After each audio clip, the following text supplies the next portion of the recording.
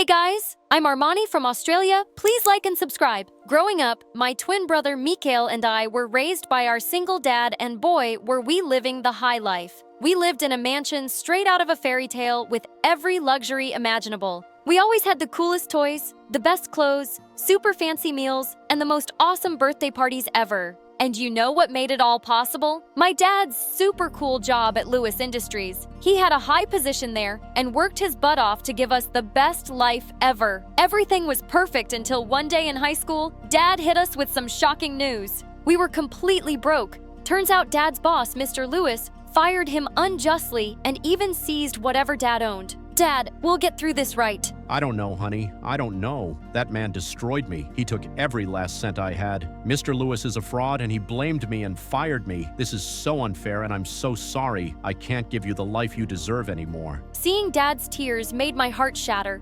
And then suddenly I felt rage surge through my veins. I wanted revenge. I vowed to make Mr. Lewis pay for causing us so much pain and also take back what he stole from us.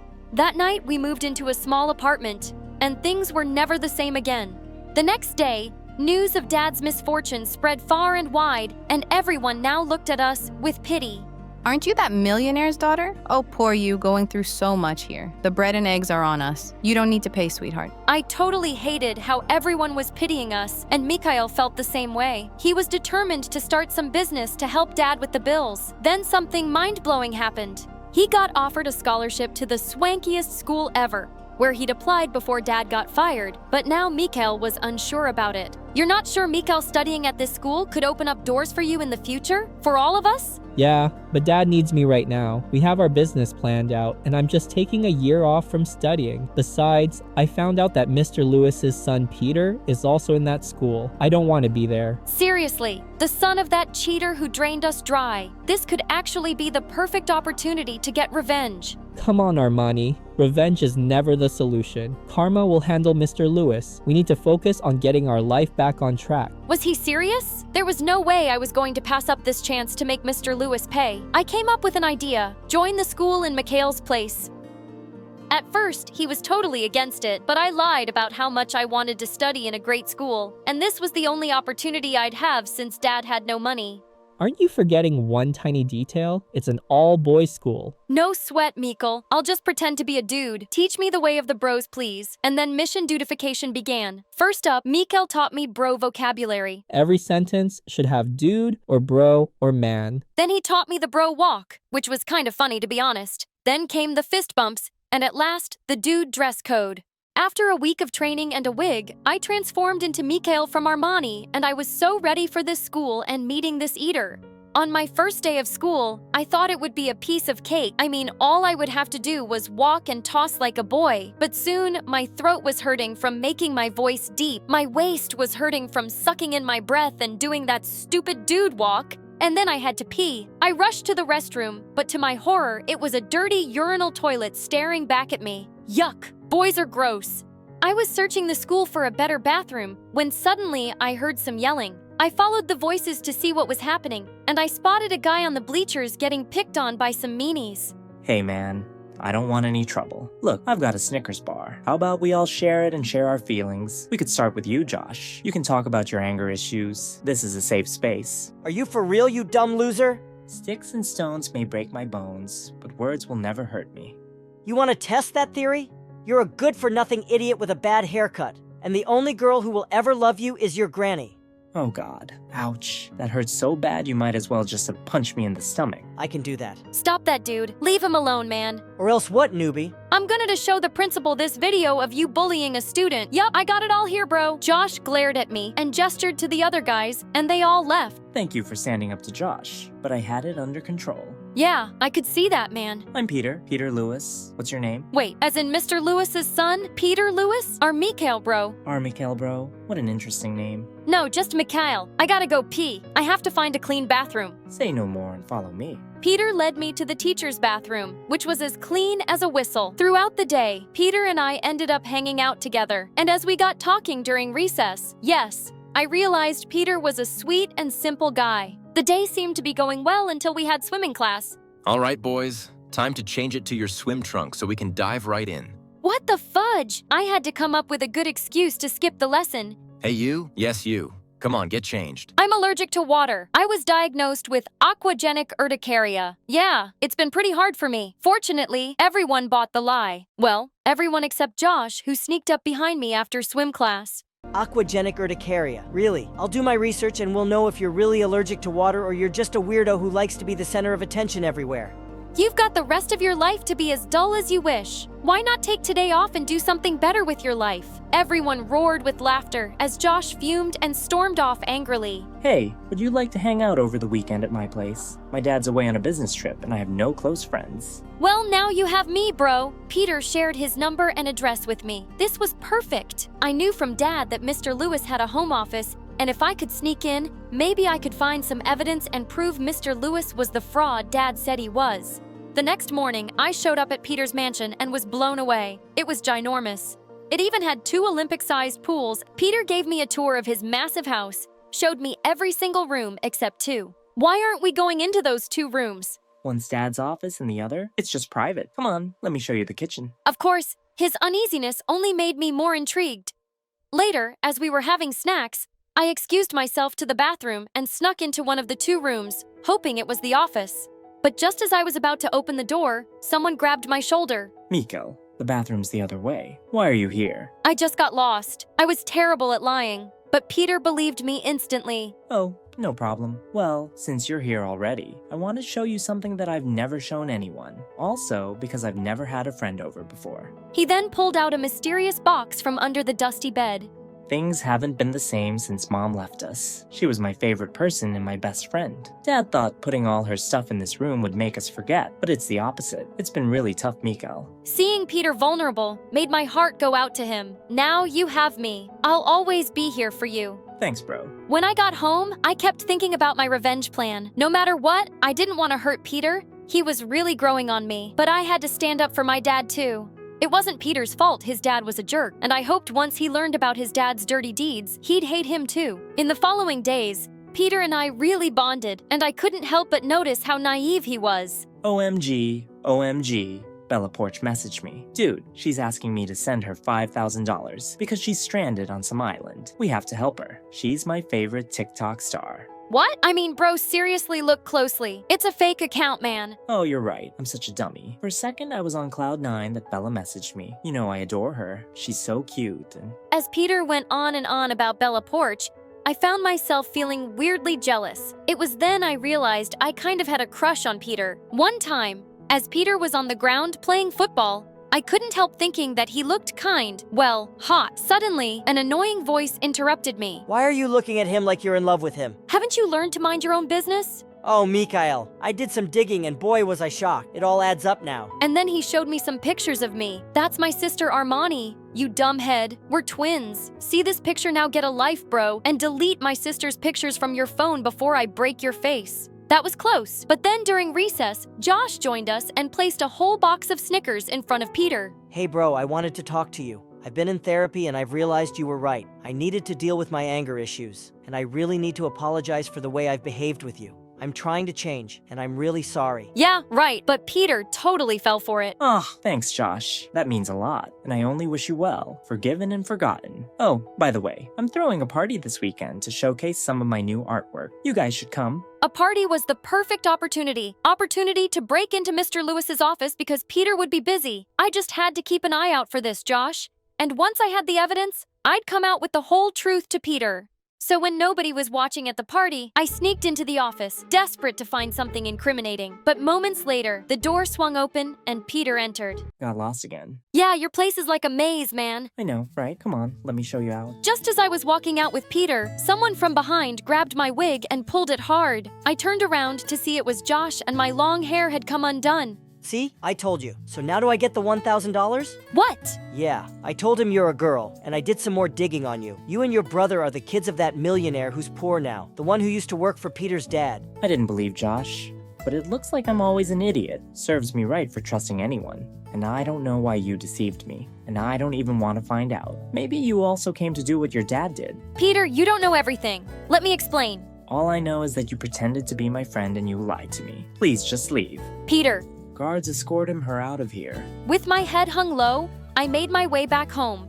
and the next morning I was horrified to find my face all over social media. Apparently, Josh had uploaded a clip from the party, and everyone had something negative to say about me. When Mikhail learned what I'd done, he was also unhappy. He had told me not to seek revenge, but I'd ignored his advice. Naturally, through all of this, I guess Mikhail, was also kicked out of school. I just shut myself up in my room, and Dad came to talk to me one night. I just broke down and ended up telling him about my crazy plan and how far I'd gone.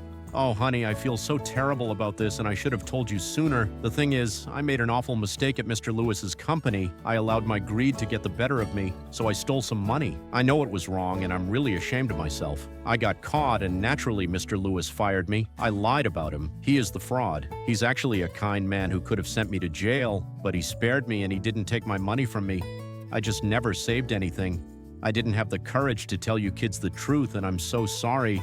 Seriously, Dad. Like, how could you? OMG, you're the one who's a fraud. I can't do this right now. Mikhail was equally stunned to learn the truth about Dad. We both stopped talking to him for weeks. But one day, as Mikhail and I were watching TV, Dad came to us in tears. I know I'm asking a lot here, but I can't bear the silent treatment. You're both my world, and I'll do whatever it takes to make it up to you. I'm really sorry for what I brought on this family. Dad, you realized your mistake. That's what matters the most. We'll get through this together, all three of us. After finally knowing the truth, I felt even worse for deceiving Peter. I tried calling him to apologize, but he never picked up, so I wrote everything out in a letter to mail it to him. Hey Peter, I'm writing this letter to say sorry for all the messed up things I did. I can't begin to explain how much it sucks to realize that I hurt you. I'm really sorry, Armani. A few weeks later, McCann dropped the best news ever. He and Dad were finally ready to start the business in a new town. I was excited about the fresh start, but I couldn't ignore the sadness I felt at the idea of being so far from Peter. A night before our flight, I was up in my room when I heard voices downstairs, and I rushed down to see Peter in our living room. Wow, you both are really twins. Anyway, Armani, I'm still mad at you, but that letter you sent really made me think admitting your mistakes takes a lot of courage, and you showed that you have it, and I want to move past this. I know you're leaving tomorrow, but that doesn't mean we can't still be friends. I don't deserve a friend like you, Peter, and I'm sorry for hurting you. Can you really forgive me? Maybe, if you take me out for some ice cream. I'd love that. Let's go.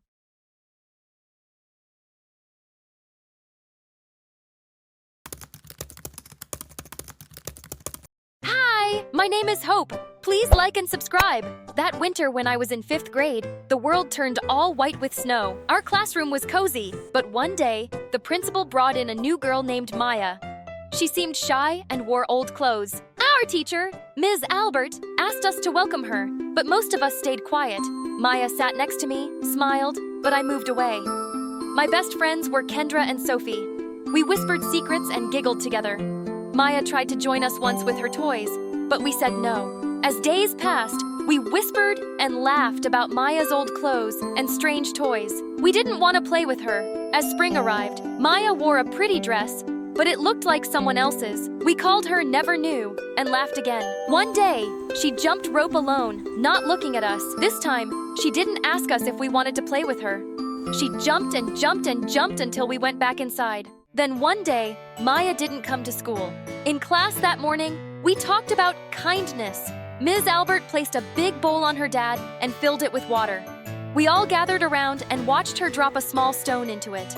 Tiny waves spread out from the stone. This is what kindness is like. Every little act we do sends ripples into the world. Then, Miss Albert let each of us drop a stone in while sharing our kind deeds. Joseph had helped his grandmother Kendra change her baby brother's diaper, and even Andrew the bully had done something nice by carrying the teacher's books upstairs. I stood there, holding Ms. Albert's rock, but I couldn't think of anything to share. I passed the stone on. Maya didn't come to school the next day, or the day after that.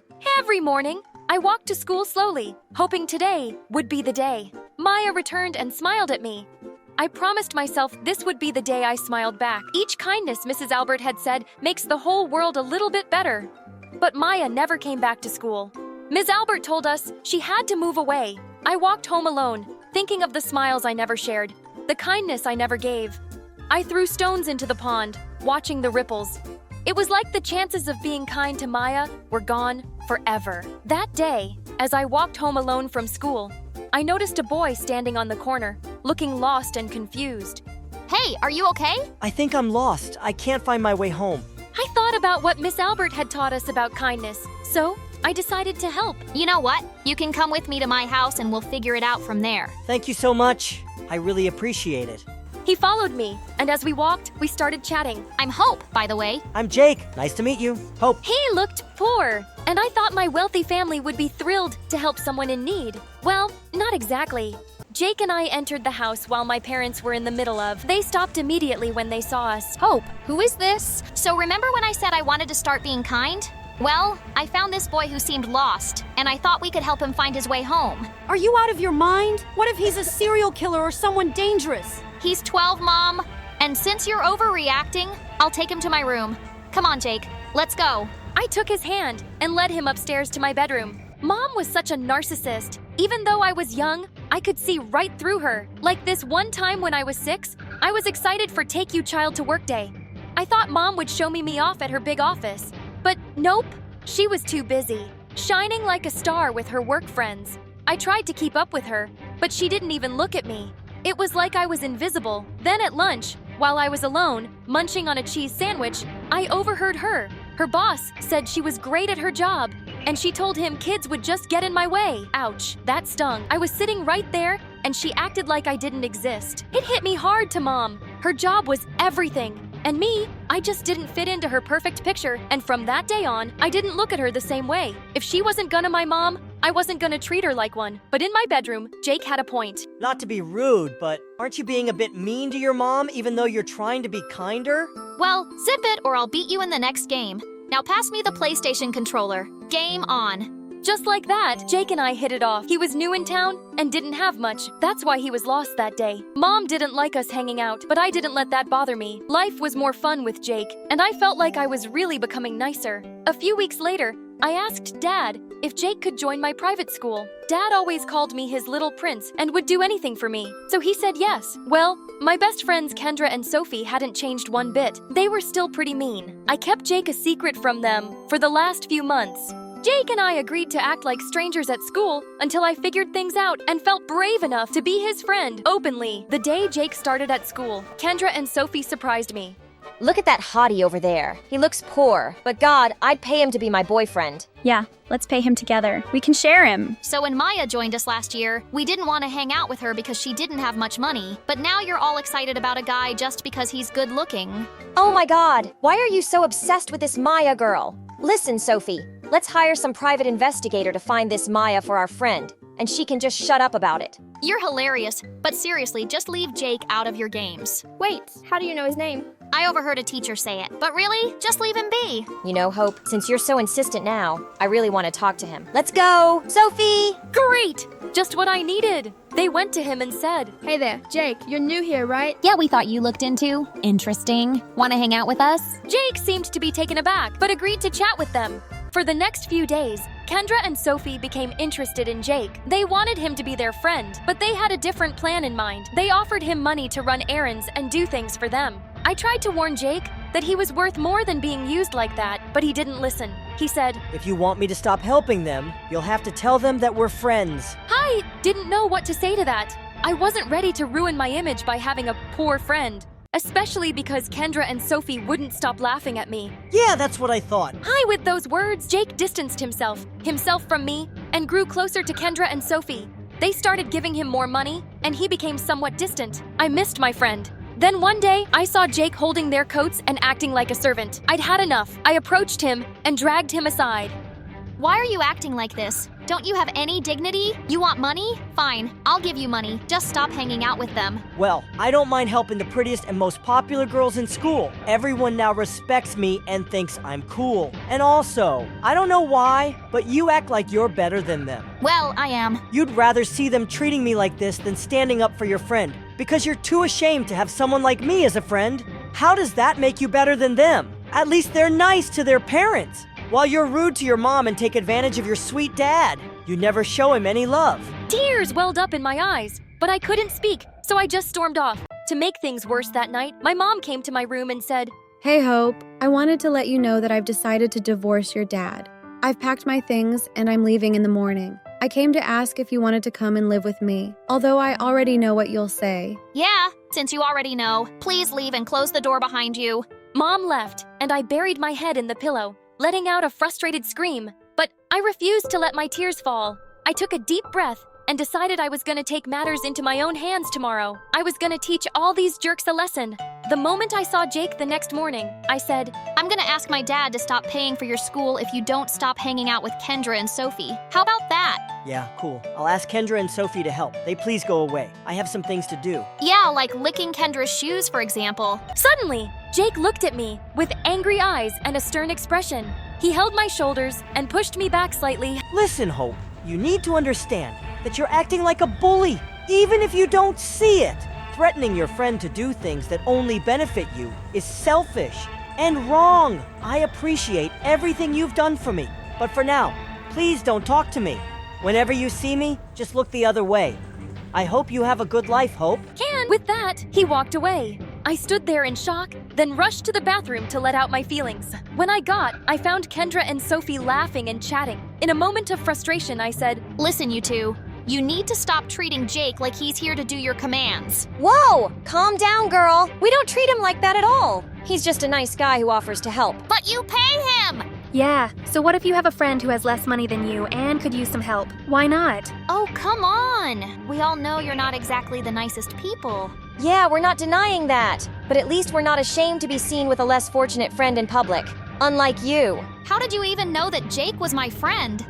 Well, it's pretty obvious that you care about Jake. We even think you have a crush on him. Yeah, just be nice to the person you like. I know it can be hard for you, but look at us. We can do it. If being nice to a friend means treating them like a servant, then I'll pass on that kind of advice from people like you. With that, I left the bathroom. Weeks passed, and I stopped talking to Jake, Kendra, Sophie, and my mom. Although Mom hadn't stopped messaging me and inviting me to her house, I ignored her. One day, I woke up super sick and couldn't go to school.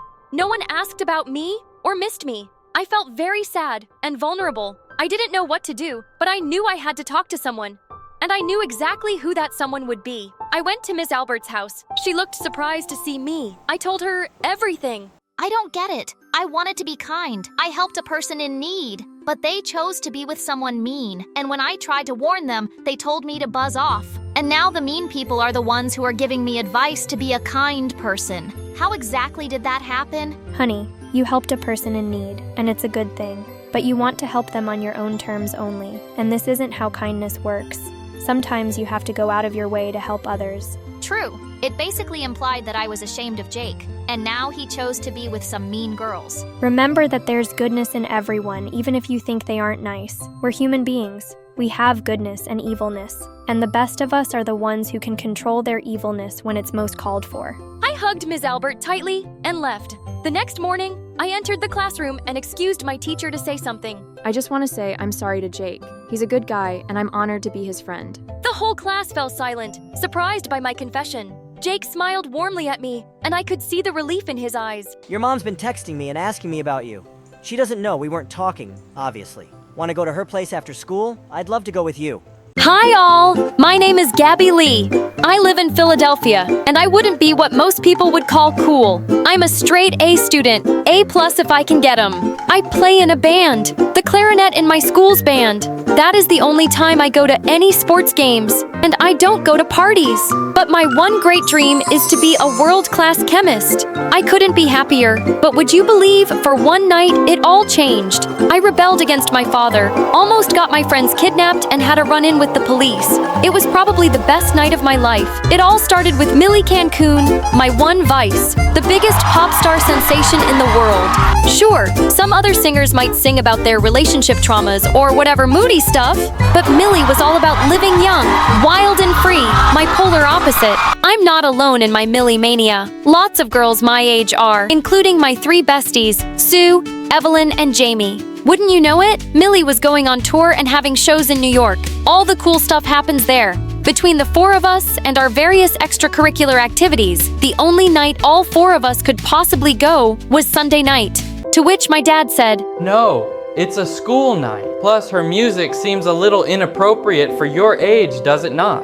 What does he know? I can't get too mad at my dad, though. It's just me and him. Mom isn't in the picture anymore. I should have told him how much it would mean to me, but I backed down. My friend's luck was no different, though their parents were a little less strict. My parents said I could go, but they don't want to drive me there. Same. We could take the bus. That would take like 3 hours, and plus be sketchy as heck. Something stirred in me. I don't know what came over me. We could take my dad's car. Word? He'd drive us there. I thought you said you couldn't go. Well, what if he never finds out? I could drive us there. I've got my learner's permit. Are you for real? Was I for real? Already the gears in my head were turning as it spurred up this plan. I'd take his car, drive to the concert, buy our tickets, have the best night of our lives, drive home, and my dad would be none the wiser. In his eyes, I would still be the good rule-following daughter he asked for. Yeah, we can all meet at my house, and I can go from there. Whoa! When did you get so cool all of a sudden? Yeah, I was cool. This was my chance. My plan was foolproof. I started laying the groundwork, making a subtle suggestion to my dad. I think we should have spaghetti night on Sunday. Okay. The seed had been planted, and on Sunday, fruit had come to bear. For you see, dear viewer, pasta will always knock my dad out. Good thing, too, because he definitely would have been woken up by the sound of Jamie banging on the door. Yo! Gabby! You in there? Shh! I'm sneaking out, remember? I'll be right there. I just gotta grab but the keys to Dad's car weren't there. I checked in his room. Not air. A tense realization hit me. They were still in his pocket. As discreetly and non-suspiciously as possible, I reached into his pocket to pull them out, lest he wake up and was wondering what I was doing. After much careful fidgeting, I got them. I wanted to get out of there, but I had one more thing I needed to do. The final piece de resistance. In my room, I set up a fake version of me made from pillows and sat her by my desk. Should my dad check on me, he would believe to see his dutiful daughter studying for her math test, not realizing I had already studied in between band practice. Evil genius. I snuck out. We got in the car, and we were off. I wasn't exactly a car expert. Better me to do it than any of my friends. Didn't want me scratch up my dad's car. If you were to ask me at that moment, I'd have said it had gone perfectly. We were driving down the road, pre-gaming our jam session, singing along to Millie Cancun, but then we started slowing down. The car started making funny noises. And then... What happened? We stopped. I can see that, but why? We had broken down in the middle of the road. Luckily, we were in the middle of nowhere, so it's not like we were causing a traffic jam or anything. On the other hand, we were in the middle of nowhere. We couldn't exactly walk there, and we couldn't get a tow truck. Time and money were limited. We only brought money to buy tickets, and phone service was limited. Some people passed by, but no one would stop. Please, help us! You're standing in the middle of the road. Yeah, that's why we need your help. Finally, one guy stopped. Now, I'm not an expert on cars, but he didn't seem to look at the engine for very long before going, Yup, it's broken beyond repair. Wow, are you sure? Trust me, you young girls are lucky the car hasn't exploded. Say, why don't I give you girls a lift? I'm heading to Manhattan right now. It wouldn't be no trouble. Oh, wow, thanks. Girls, can we huddle for a second?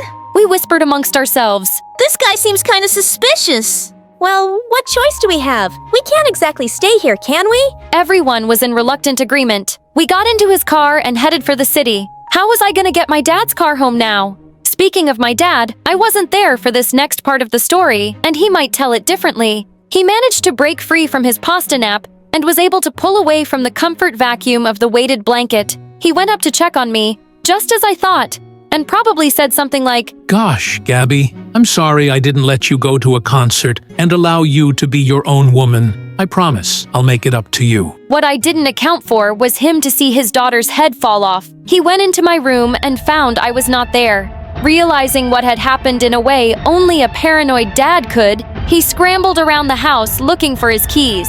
Only when he tried checking the car did he figure out the extent of my betrayal. He asked our neighbor to drive out to the concert. He must have gotten there before we did, because amongst the crowded lines outside of the concert halls, I wasn't there. Me and my friends had arrived in downtown Manhattan, making decent time while we were happy to avoid the rain that was picking up. The ride was an awkward affair as we attempted to avoid conversation with Echo, as he called himself. What sort of trouble are you young girls up to tonight? We're going to a concert. Oh, a music concert. What concert? Yeah, Millie Cancun. Oh, nice. I love her song. Ice Cream Summer. That wasn't a Millie Cancun song. That was a ZZ Marina song. Hey, you know what? I know a shortcut up here that'll get us away from all the traffic. Wouldn't want you to be late. No thanks. That's fine. You can just follow the GPS. What does she know? Trust me. Where could he be taking us? Back to his apartment where he was going to murder us. Or worse, maybe he was going to call my dad. Please just keep driving north. We're almost there. Relax. It'll be fine. In my panicked state of mind, I grabbed the wheel from him. Whoa, go, Gabby. We fought for it before I knocked us into a pole. Go! We hopped out and ran. We were grateful at first, but it didn't take long before we were missing the roof of that car. We didn't know where we were. Our phones were collectively dying, leaving our directional skills inhibited. The rain was making us wet and frustrated. By the time we found the concert hall, the ticket booths had just closed. Had we been a minute earlier, we could have made it. Hovering around were some shady-looking scalpers, but their tickets were a little out of our price range. That'll be $10,000. I could tell my friends were mad at me, and why wouldn't they be? This couldn't get any worse. Gabby! Oh no, my dad was here. I was frozen stiff as he came up to me and gave me a hug. You're not mad? Oh, I'm mad. But I'm also relieved to see you're all safe. You girls look like you've quite the night. We were almost kidnapped. Shh. Yes, Dad, I screwed up.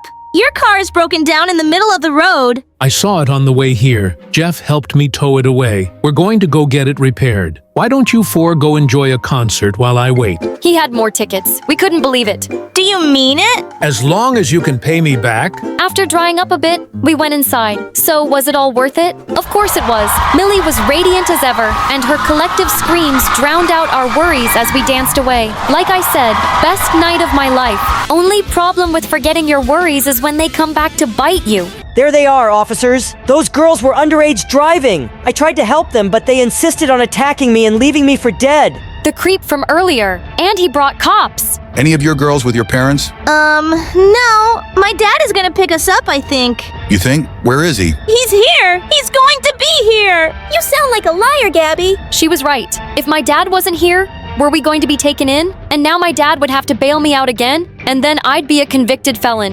And it would go on my permanent record. And I'd never get into college. And I would never. I started crying. I'm sorry, officers. It's all my fault. Please don't arrest my friends. I was the one who took my dad's car. I was the one who crashed that guy's car. You could take me in. They shouldn't pay for my actions. Well, we don't have to. Oh no, you don't have to do that. We can pay your bail. Yeah. Oh wait, we gave all your money to your dad. We can still do something. Really?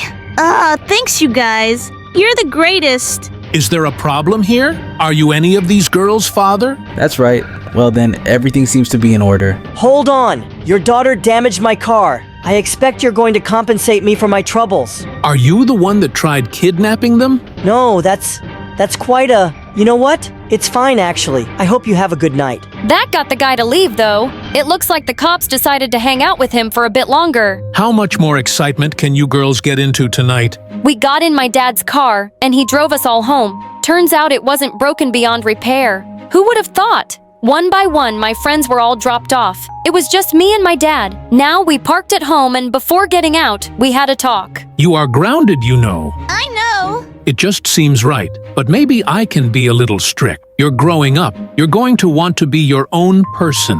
I can't fault you for that. But I should have been more honest with you. I guess I just don't ask for a lot of things. But I do want to be an A student. I do want to be valedictorian. I promise I'm not going to make this too much of a habit. It's all right. I got into some trouble when I was your age. Yeah.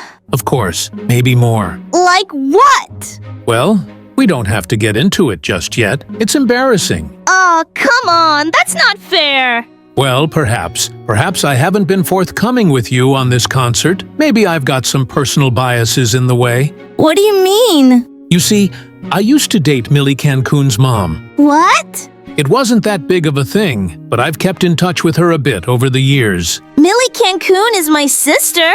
What? No! Where did you get that idea? But that does mean you could get me to meet her. See, this is what I was afraid of. But what happened next, I should save for later. What? I said it was the best night of my life. That doesn't mean it was the best night of my life ever. Hey friends, I'm Ella from New York. Please like and subscribe. I'm an only child, and my parents loved me so much and cared a lot about my musical talent, which they noticed when I was only 6. I played the piano, wrote songs, and sang too. She's going to be a famous star one day. She sounds like an angel. Believe me when I tell you I love music. I spend all my time singing and playing or listening to music. When I was 10, I even wrote my first song. Sadly, everything changed when I turned 13 and Mom and Dad divorced. Mom left us and we were devastated. But after 2 years, my dad met someone new. I didn't like the idea at first, but I didn't say anything because I wanted to see him happy again. One day he told me that he had invited this woman and her 2 daughters. It's over for dinner. You're going to like the girls, I promise. They're so nice and they're your age as well. You can finally have the sisters you always wanted. When they finally came over, my soon-to-be stepmom Lindsay and her 2 daughters, Anna and Joanna, pretended to be nice to me, but I don't know why I felt like they were lying the whole time. Oh my, look at you. Aren't you a dear? I feel like we'll be best friends. I like your hair so much. Can I see your room? My dad and Lindsay got married after a short time, and she and her daughters moved in with us. Our house is bigger than theirs, so we'll all fit in nicely together here. Anna and Joanna will keep you company all the time. Isn't this amazing? Yeah, Dad, it is. I'm so excited. I really didn't like the idea because there was just something weird about them, but I didn't have the heart to say that to my dad. Not long after the wedding, my father came home one day looking extremely happy. Girls, guess what? I got promoted. Really, congrats. How much will they pay you? I don't know yet, but I'll have to travel every now and again. It's a very important position. But Dad, I don't like having you away for long. Don't be silly. He'll make a lot of money. He has to take the job. When are you going to travel? What will you bring for me? I need a new phone, please. What about me? I want a new laptop. Mine is old. Baby, I've always wanted a diamond ring. The golden one is not so nice. Can you please get me one? What about you, Ella? What do you want me to get you? Nothing, Dad. Just don't stay away for too long. See, this is the sad part. I discovered that Lindsay had married my dad for his money, and she literally cared for nothing else. When Dad started to travel a lot, Lindsay, Anna, and Joanna showed their true colors. They were terrible. They treated me horribly. They were only nice to me when he was around. Just stop playing the stupid piano you're playing. Sounds like nails on a chalkboard. You think you're a musician? Such a loser. Yeah, stop it. Will you? You're giving me a headache. Just like that, Lindsay didn't let me play the piano anymore. She didn't let me do anything, basically. Wait a minute, is that my shirt you're wearing? It was your shirt. I liked it, so I took it. Do you have a problem? Anna, why is your stuff in my room? I'm bored with my room and it's very small. I want yours. It's bigger and nicer. Get the rest of your stuff out of my new room now. That was the last straw. I couldn't take it anymore. I planned to tell my dad everything when he got back. Oh my god, I never did that. You told me you wanted us to exchange rooms. I'm really hurt. Didn't you give me this shirt because you took my orange one? I didn't take anything from you. Oh my, I didn't let her play the piano. Why would I ever do that? If anything, I encouraged her to practice more. What? What are you saying? I'm not lying. Ella, I am very disappointed in you. I never thought you would lie to me. Lindsay and the girls are trying to be a family to you and you're telling lies about them. I never want to hear anything like that ever again. I mean, the audacity. 2 years passed like this before everything changed when I learned tragic news. Apparently, the company Dad was working for was a fraud and he was in jail miles away. And if things were bad in the beginning, they got even worse. Lindsay and her daughters made my life terrible, and I didn't know what to do. Music was the only thing that helped me. When I saved enough money, I bought a secondhand microphone and downloaded an app that would let me play different kinds of instruments on it. I kept writing songs and music and recording them on my laptop and listening to them because I couldn't live without music. Wait a second, why don't I upload one of my songs online? Of course, I can't use my real name or picture because God knows what would happen if Lindsay or one of her daughters found out. But the idea isn't so terrible, is it? It's better than being this far away from music. After only 2 days, it had 100,000 views in the comments section. I could see that people loved the lyrics and the music despite the low quality of the video. So I started to post more and more songs. Soon everyone at school was talking about my songs that make me happy and sad at the same time because I couldn't tell them that it was me. Have you listened to this new song by this mystery girl? Let me tell you, it's amazing. Not yet, but I have to check it out now. I adore her songs. If only we could know who she really is. I literally know all her songs by heart. But things didn't stay good for long for me. Joanna recognized my voice and playing somehow and told Lindsay, "What do you think you're doing? Playing smart and thinking I won't know?" I don't understand how someone like you got this number of views and likes. She won't anymore. Give me this laptop now. I'm going to delete those stupid videos. If you do one more thing like this, you won't like what happened. Please don't.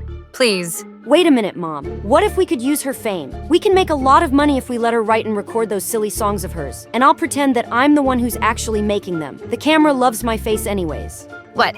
You want to steal my music? Are you crazy? That's a brilliant idea, darling. And you, Ella, have no say in this at all. You either do what we say, or you can say goodbye to your dad forever. I'll make sure he can't get out of that jail and stays there forever. I won't hire a lawyer or anything to save his butt. Got it. This family was crazy. They were heartless. Lindsay bought better equipment and forced me to use it to record my music and songs. Joanna would shoot videos of herself pretending to sing and play the piano. But it was actually my voice, my music, and my lyrics. The number of views and likes on the video was crazy. She was becoming the new social media sensation, and she was making an insane amount of money. At school, everyone wanted to be your friend because she was the popular girl now. Joanna, please come to my party this weekend. It would be a blast having you there. Sign my shirt, Joanna. Please, please, please. Can I get a selfie with you? Please say yes. Meanwhile, I wasn't allowed to go anywhere other than school. It felt like I was in prison. Lindsay, Anna, and Joanna were watching me all the time because they were worried I'd reveal their secret. But I didn't, because I was afraid they'd leave Dad in jail forever. But things changed once more one afternoon. Ella, you better listen to what I'm going to tell you carefully. There is a huge musical competition that's happening soon. And if I mean you created the best song, Dart, I can win a record deal with an important record label. And how are you planning on recording an album exactly? Are you planning on dragging me behind you to the studio, letting everybody they know your truth? That's none of your business. My mom will think of something. Start working on that song now. I had no choice but to write a song on the required theme and record it. Now I need to shoot a video for this song, but it needs to be perfect because I have to win this competition. Guess what happened then? She won. She and Lindsay were over the moon, quite literally. Mom, I just got a call from the record label. They want you and me to go tomorrow in the contract for the album. That's perfect, honey. You'll be a star. Hey, Ella, you're coming with us tomorrow. What? Me? Why would you want me to go with you? What if they asked us some stupid question about music and singing? You'll be there to help Joanna answer. Understood? Wasn't it enough that they were stealing my music and money? They also wanted me to watch them doing it. When we got there, Liam, the CEO himself, welcomed us. Welcome to our company. It's been a pleasure meeting such a young and promising talent as you, Joanna. For how? How long have you been playing the piano and singing? Since she was 10. She's the most unique kid ever. That's nice. And have you had any teachers? Well, I don't. Oh no, she taught herself all that she knows about music. Isn't she amazing? Sure. And you are? Oh, that's Ella, my stepdaughter. She's one of our family, and we love her dearly, just like she loves us. Right, darling? What? Yeah, sure. Nice to meet you, Ella. I feel like you're surprised I'm the CEO because I'm young. I hear that a lot, but the truth is, this company belongs to my dad, and he only trusts me to run things around here. I was sitting there silently, not saying much. This Liam was very nice, and to me especially, he kept trying to include me in the conversation, but Lindsay didn't like it. Ella, dear, be a dear and bring me my shawl from the car, could you? I'm cold. Sure. I understood that she wanted me out of the room because she wanted his full attention to be on Joanna. So I left the room and started walking aimlessly around the corridors of the company. Wow, look how many musical instruments are in this room. What is that, a huge piano? It wouldn't hurt if I played it for a minute, will it? I hadn't played a real piano for years because Lindsay sold mine. I missed this so much. I closed my eyes and started to play and sing my heart out. I didn't even feel the time passing. I didn't even feel Liam standing behind me by the door. What's that? How's that possible? How is this your voice and not Joanna's? I don't understand. Please just forget what you saw and heard. Wait here. After a couple of minutes, he came back with Lindsay and Joanna, who looked really scared when she saw me near a piano. Why don't you play us that song that won you the competition before we sign the deal? It's only fair that I hear you play live. What? Mom. Let's leave that to another day. I'm afraid Joanna's not ready today. She's recovering from a bad cold. I insist it's actually part of the contract's conditions. Believe me when I say at that moment, I wouldn't want to be Joanna for anything in the world. She sat at the piano, tried to stroke the keys, but of course she couldn't play. She tried to sing in a low voice, but it was very clear that her voice wasn't even good. She was about to cry. Ella, why don't you give it a try?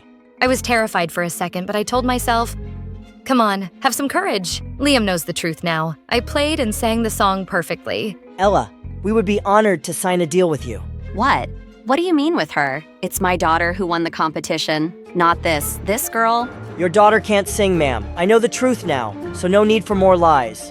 What do you say, Ella? Sure, I'd be crazy to say no. Let me tell you that the album I made with Liam was a hit. I had enough money to hire a lawyer and fight Dad's case, all with the help of Liam, and he was finally home. Please, Ella, you know we love you, honey. Please don't throw us out, please. I am so sorry. We're really sorry. Ella, you can have your room back.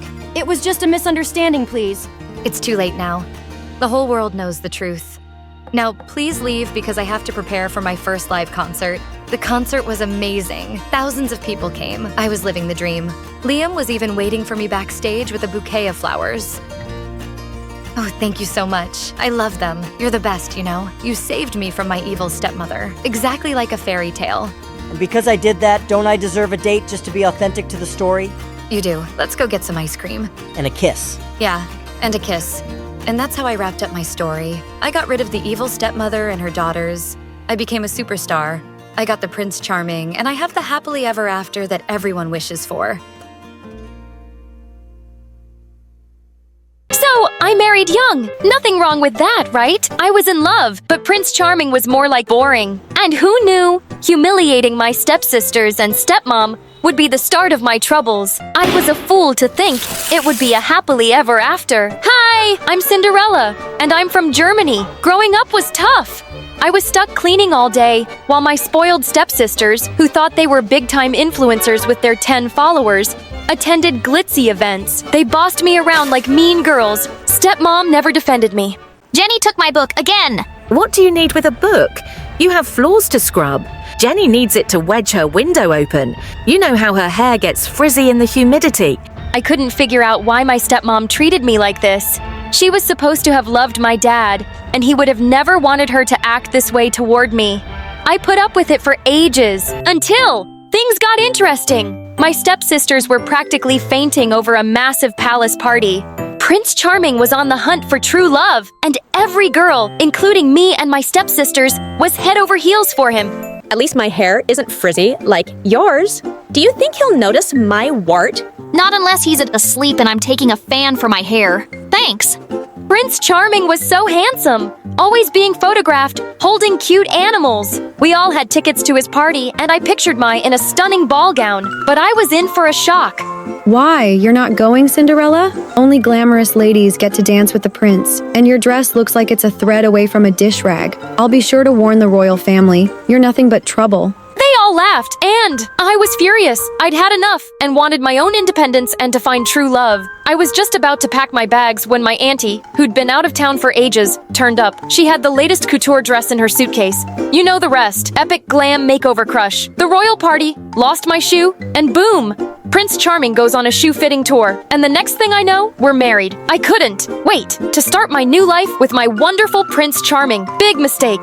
Prince Charming was a total fraud, more like Prince Alarming. Take our first royal engagement. All right, you know the drill. Quick photo op. And if any animal comes up within 1 inch of me, I'll sue. As it turns out, Prince Charming is allergic to animals. All the cute animals in his photos superimposed. Afterward, he was petting air. The worst part was he followed me around everywhere and was so clingy. You are the most beautiful girl in the world. Yep, same as an hour ago. Shouldn't you be examining royal policies or something? That gets done for me. I can do whatever I like. We can do whatever I like. Shopping again? A holiday? There's more to life than a pool, always being precise. Precisely 36 degrees. Don't you want to give something back? The people are fine. What's wrong with enjoying the finer things? You'll never scrub floors again. You just don't believe you deserve it. But I do. Royal life was not what I expected. Sure, it was fun, splurging on whatever I wanted and hitting up some epic parties. But it all felt so empty. Little did I know things were about to change. It all started with the arrival of my new assistant, Larissa. She was super pretty with flawless skin and those big blue eyes. Most of my assistants were usually a nervous wreck around me, but Larissa was cool and relaxed and seemed to know exactly what I needed even before I did.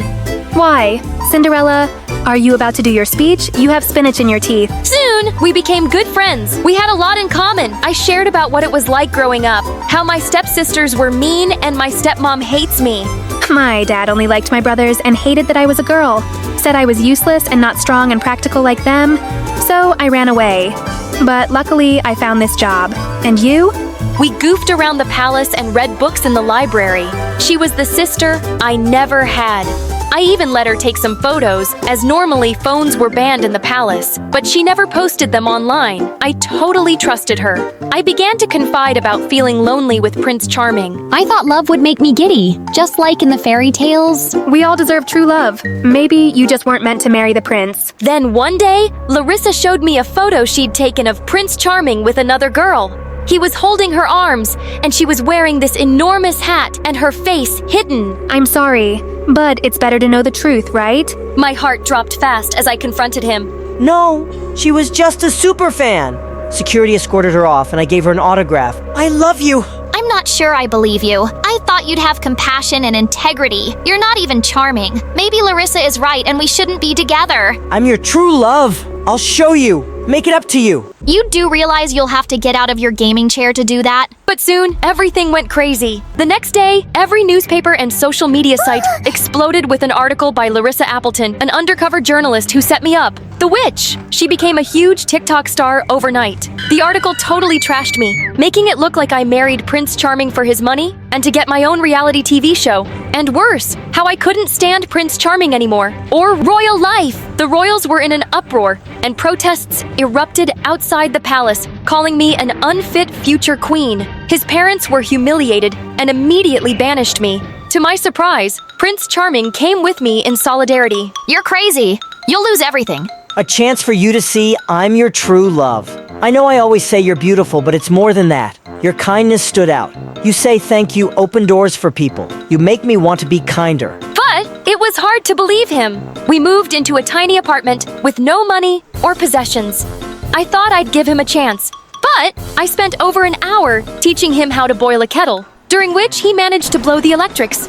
It was tough. See? This is why you have staff. I wondered why my fairy tale had turned into such a disaster. What would Larissa have against me? Was that photo with the other girl even real?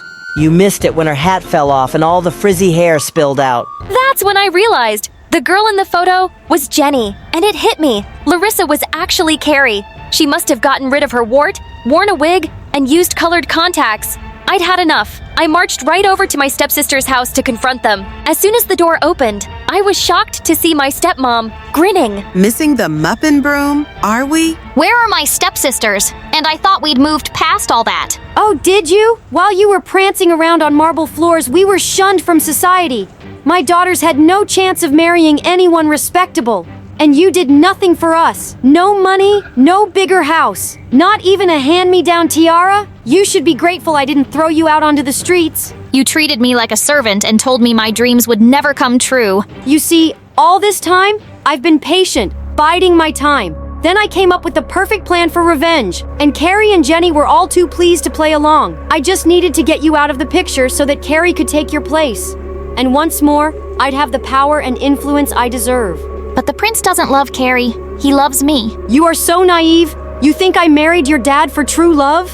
That's why you treated me so badly growing up. You didn't care about him or me. Well, I won't let you do this to the prince. I felt so angry. Oh wait, do I have feelings for Prince Charming too? You're too late. I warned the royals about you at your wedding. And they feel bad. They didn't believe me. Now we've struck a deal. If you disappear quietly and he marries Carrie. Larissa won't release her new article tomorrow exposing his hatred for the people and his scandalous baked photos. It'll ruin him and they know it. So if you really love him, go. Mortified, I stepped back as she slammed the door. I knew I couldn't do that to Prince Charming, and there was no way he'd want to humiliate his family anymore. So he would have to marry Carrie.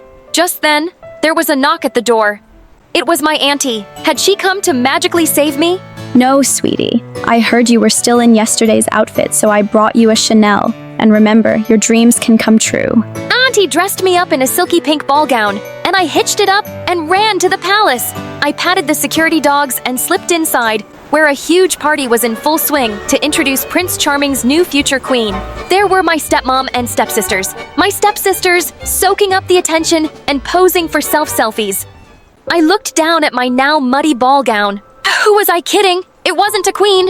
Carrie and Jenny had spent their whole lives dreaming of this. Then it hit me. I had my own dreams and deserved them. What was I doing here? I was about to leave when a security guard dragged me up and paraded me inside. My stepmom and stepsister's mouths dropped open. I was gonna go. Please believe me. Don't hurt Prince Charming. I don't want him if he doesn't really love me anyway. I deserve better, and I hope Carrie will be a great queen. I thought there would be yelling and punching and kicking, but unexpectedly, Carrie bowed her head.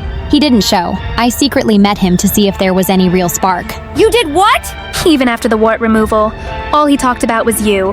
And I want true love too. Honestly, I felt bad as I did have fun when we hung out when we were friends. I'm really sorry. Do as you're told, Carrie. I want creme brulee and pate for supper, not crumbs. Mom, you treat us just as bad as you did Cinderella. Everyone. I set Cinderella up and manipulated the article to make her look bad. The crowd gasped. When really she'd make a perfect queen one day. So caring and passionate. But then I turned to see Prince Charming standing there. I was mortified. It's okay. I'm going. Good luck with Carrie. To my surprise, he knelt and kissed my hand. Then he addressed the crowd, admitting he doctored photos and didn't give the attention the community deserved. So my stepmom couldn't blackmail him anymore. But I want to change, and it's only because I met my true love, Cinderella. I felt all giddy. Jenny and my stepmom stormed off, while Carrie and I shared an awkward hug before she left. Turns out, he really was my Prince Charming after all. As for my stepmom and stepsisters, they moved away and lost a ton of followers. Karma's a digital age beast. And me? I'd still scrub floors if I had to. But let me tell you, everything's a lot more fun when you're wearing a crown. Hello, I'm Laura from Denmark. Please like and subscribe. I don't remember much of my dad, but Mom always told me he was a horrible person. Apparently, when I was just a year old, he said one day he was going to buy milk, and he never came back. And since then, Mom really had issues trusting people. Like, once when I was 4, Mom and I were in the elevator at a shopping mall, and there was a nice lady who kept smiling at me, and Mom freaked out. Why are you staring at my daughter? Because she's so adorable. Keep your eyes to yourself, lady. Mommy, she didn't do anything. You can't trust anyone these days. What if she wants to snatch you away? Although Mom was kind of boring and strict, she tried her best to give me a good life. She worked as a banker, and we lived in the same apartment building as my favorite Aunt Lily. Since Mom worked long hours, I'd stay with my aunt, who only worked night shifts at a restaurant. Aunt Lily and I looked a lot alike with our blonde hair and blue eyes, and she adored me. I loved her too, because she was so much fun. But her daughter Emma, who was my age, didn't seem to like me much. Maybe it was because I had better grades or was more athletic than her. Or maybe she hated that Aunt gave me so much attention. Once in first grade, our moms took us to a Mother's Day function in the neighborhood. There were so many fun activities, like the mother-daughter sack race, but Mom complained that her leg was sore. So my aunt took turns racing with me and Emma. Emma was so slow, but I ended up winning the race with Aunt. When we received a gold medal for winning, Emma went ballistic and pulled it right off my neck. This is mine because she's my mom. No, it's not. I won the race. We both started fighting like crazy over the medal, and our moms had to separate us. It was an ongoing battle between me and my cousin, and she could be really evil when she got jealous. Like once in 4th grade, we were on our way to the hairdresser with Aunt, when some lady stopped her and asked if I was her daughter. Emma looked at me angrily, and then tripped me when I wasn't looking. At the salon, the hairdresser went to get her tools, and Aunt left us for a moment to go to the shop next door. Suddenly, Emma crept up from behind me and chopped off my long ponytail. Now you look like a silly boy. Emma, why would you do this? Because my mom is my mom and you need to stay away from her. I pounced on her and pinned her down, and then I chopped off her hair too. There, now we're even. When my aunt and the hairdresser returned, they were shocked, and Aunt was scared to face my mom since Mom always called her irresponsible. Gosh! Lily, I can never trust you to do anything right. All I wanted was for her to have a fringe. This is a disaster. It's okay, Mom. It'll grow back. I'm so sorry. I didn't mean for this to happen. Mom refused to hear my aunt out, and she left looking upset. Why did Mom always have to be so uptight? Aunt Lily understood me better than my mom. We liked the same jokes, movies, and many other things. And sometimes I wish that Emma had my mom and I had hers. Like once in 8th grade, I wanted to go to my classmate's party, but Mom flatly refused. I don't know this girl or her family. How do I know what kind of people they are, and why is this party so late at night? No, you're not going. But Aunt Lily spoke up for me. Come on, she's a good kid. You can't lock her up forever, you know. Let her go have some fun. Okay, but if anything bad happens, it's your fault. I was having an amazing time at the party until someone suddenly fell from the balcony. Luckily, the person ended up on the trampoline. But as she stood up, I saw to my horror that it was Mom. To make things worse, she got off the trampoline, lost her balance, and crashed straight into a food table. OMG, who are you? You lunatic! I'm going to call the cops on you for breaking into my house. Do I look like some criminal? You foolish girl! I'm Laura's mom. Oh, there you are, sweetie. Mom, what are you doing here? I was just checking if you were safe. I was the laughing stock of my school after that, and Emma enjoyed every moment of it. When we were in 10th grade, I started noticing that Emma never went straight home after school. So one day I decided to follow her. She went to the park and sat on a bench, and sometime later, a man wearing a cap turned up and sat next to her. What on earth was she up to? This guy looked really shady and I had to do something. Emma! Laura, what are you doing here? I was just passing by and I saw you. What are you doing? Oh, please, Laura. You can't tell my mom about this. And then she revealed something shocking. The man was her father. I'd never met him before, but I knew Aunt hated him. Emma, your mom will be pissed if she finds out. I know. That's why you can't tell her. I tried to stay out of it, but I couldn't help noticing that Emma was acting weirder by the day. She was often sneaking out of classes and missing school. And one day, when her bag was slightly open, I saw that she had a lot of food and some money inside. It looked like she was stealing from Aunt for her dad. I couldn't keep the secret anymore, so I ended up telling Mom. Oh no, that's bad news. He's not a very nice person. What do you mean? He has a gambling problem. That's why Lily kicked him out. I must tell her about this. Not just yet. Maybe I can stop her from seeing her dad. I'll talk to her. My cousin was stubborn, and I knew she wasn't going to listen to me. So the next day after school, I decided to get to the park before Emma, and luckily, her dad was already there. Listen, mister, I want you to leave Emma alone. And who are you to tell me what to do? I'm her family, and you have to stay away from her. Sorry, no can do. She's my daughter, and if you try standing in my way, I'll come after you and your mother. I can make your lives miserable. He looked really threatening, but I bravely stood my ground and told him I'd report him to the police. He looked at me furiously before he walked off. When I told Mom about what happened, she freaked out and insisted that we tell Aunt. But when we went to see Aunt Lily, we found her crying with a letter in her hand. Emma is gone. What do you mean gone? Emma had written in her letter that she was going to live with her dad because she felt that my aunt loved me more. I was speechless because I didn't know that her jealousy towards me affected her so much. We went out searching for her and had no luck for weeks. One day, I went over to cheer up Aunt Lily, but to my shock, she told me not to visit her anymore. But why? You knew all this time that she was seeing her father, but you didn't tell me, and now I've lost my only child. Please just go away. It broke my heart that Aunt hated me now, but I had to give her some space. Months later, I came home from school one day and found a hair clip in the elevator that I knew belonged to my aunt.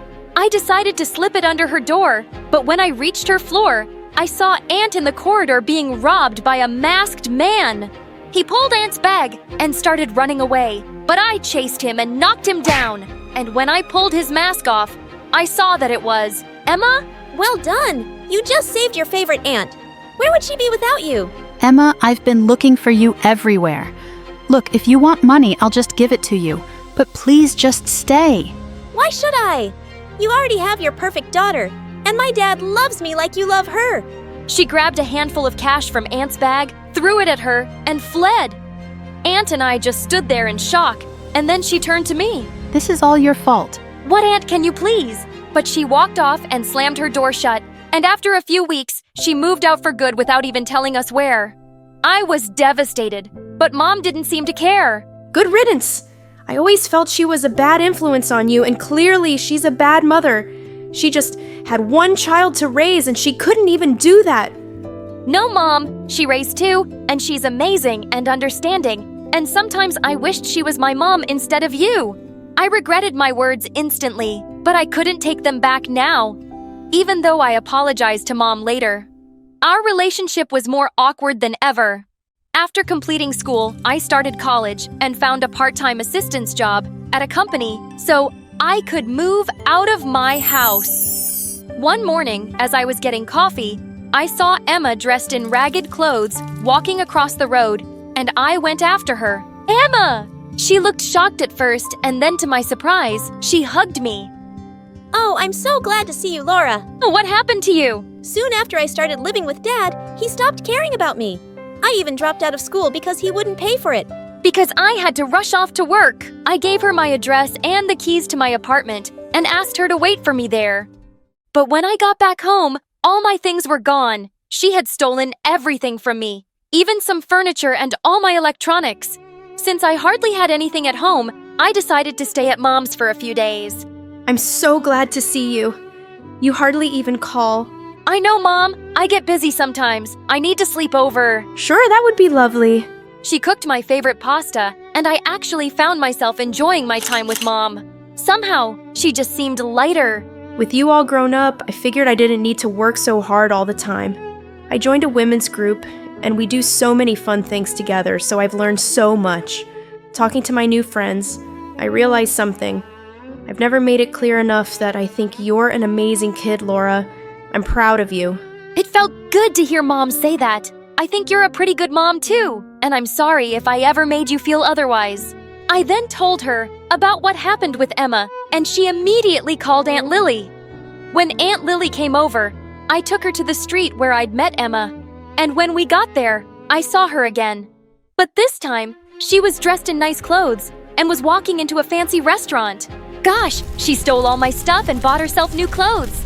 I'm sorry about what she did, but I have to see her. When we walked up to her table, Emma looked shocked. Emma, please don't go. Let's talk.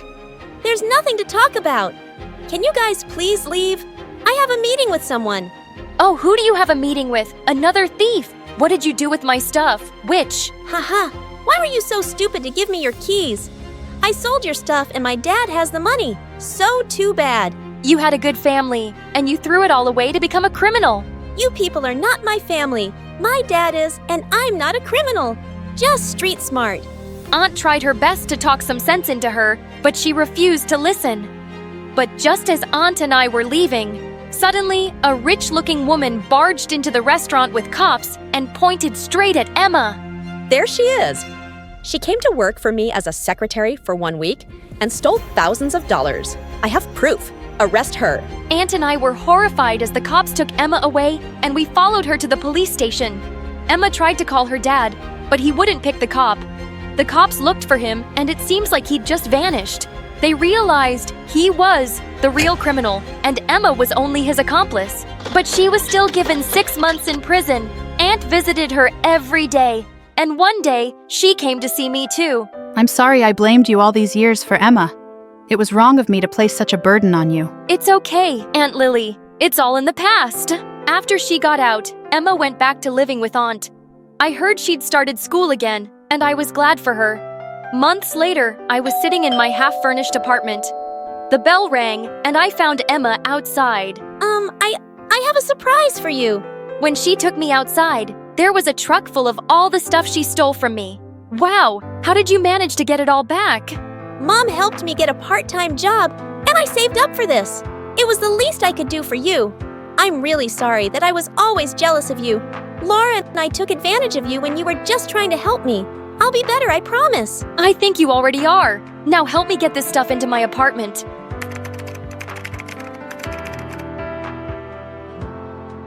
Hi, I'm Miriam from London. Please like and subscribe. I lived with my parents and my grandma on my dad's side. Grandma was a millionaire, so we lived in a mansion with a pool and even a tennis court. But Grandma was also the meanest lady on the planet, except to me. When Mom made dinner, everything tasted wrong. I've never eaten rice this overcooked. I might as well eat bleach for dinner. But one time, I made Grandma a mustard sandwich and she was blown away. Look at you, already cooking at 10 years old. My granddaughter is the smartest girl on the planet. Grandma also showered me with expensive gifts constantly. One time, I helped Dad clean the floors, and Grandma bought me a TV for my room. Look at you doing your chores. This is what you get for being an angel, darling. Grandma scolded Mom and Dad for not spoiling me the way she did. Miriam had a fever yesterday. You two cheapskates couldn't hire a singer or a boy band to entertain her. Even though she was a jerk to everyone around her, I loved being Grandma's little gem. Whenever my parents got mad at me, I had my grandma to hide behind. What is this? D on your biology test? Miriam. Grandma, Mom's yelling at me. How dare you put that kind of pressure on Mariama? Sweetie, you don't have to study if you don't want to. My parents really wanted me to become a doctor. When I grew up, they would get me all sorts of medical toys. But all I was ever interested in was paints, clays, and brushes. I often imagined myself as a famous painter and pretended to take a veil off a painting I made. Everyone would tell me I was the next Picasso, and I'd say, "Oh, you're all too kind." One day in 9th grade, I decided to sign up for a painting class, but my dumb parents said I had to take chemistry. It's time you start taking school seriously, young lady. We've had enough of your art nonsense. That was it. I opened my mouth and started to scream. Mom and Dad covered their ears. What is the matter with you? Are you a toddler? I think I lost my hearing. Grandma, they're being so mean to want to take biology. I want to paint. You two should be ashamed of yourselves. Miriam is obviously an art prodigy and should be painting as much as she wants. We'll compromise then. You will take biology class, but we'll hire a tutor to give you private art lessons. Really? Really? Oh, thank you so much.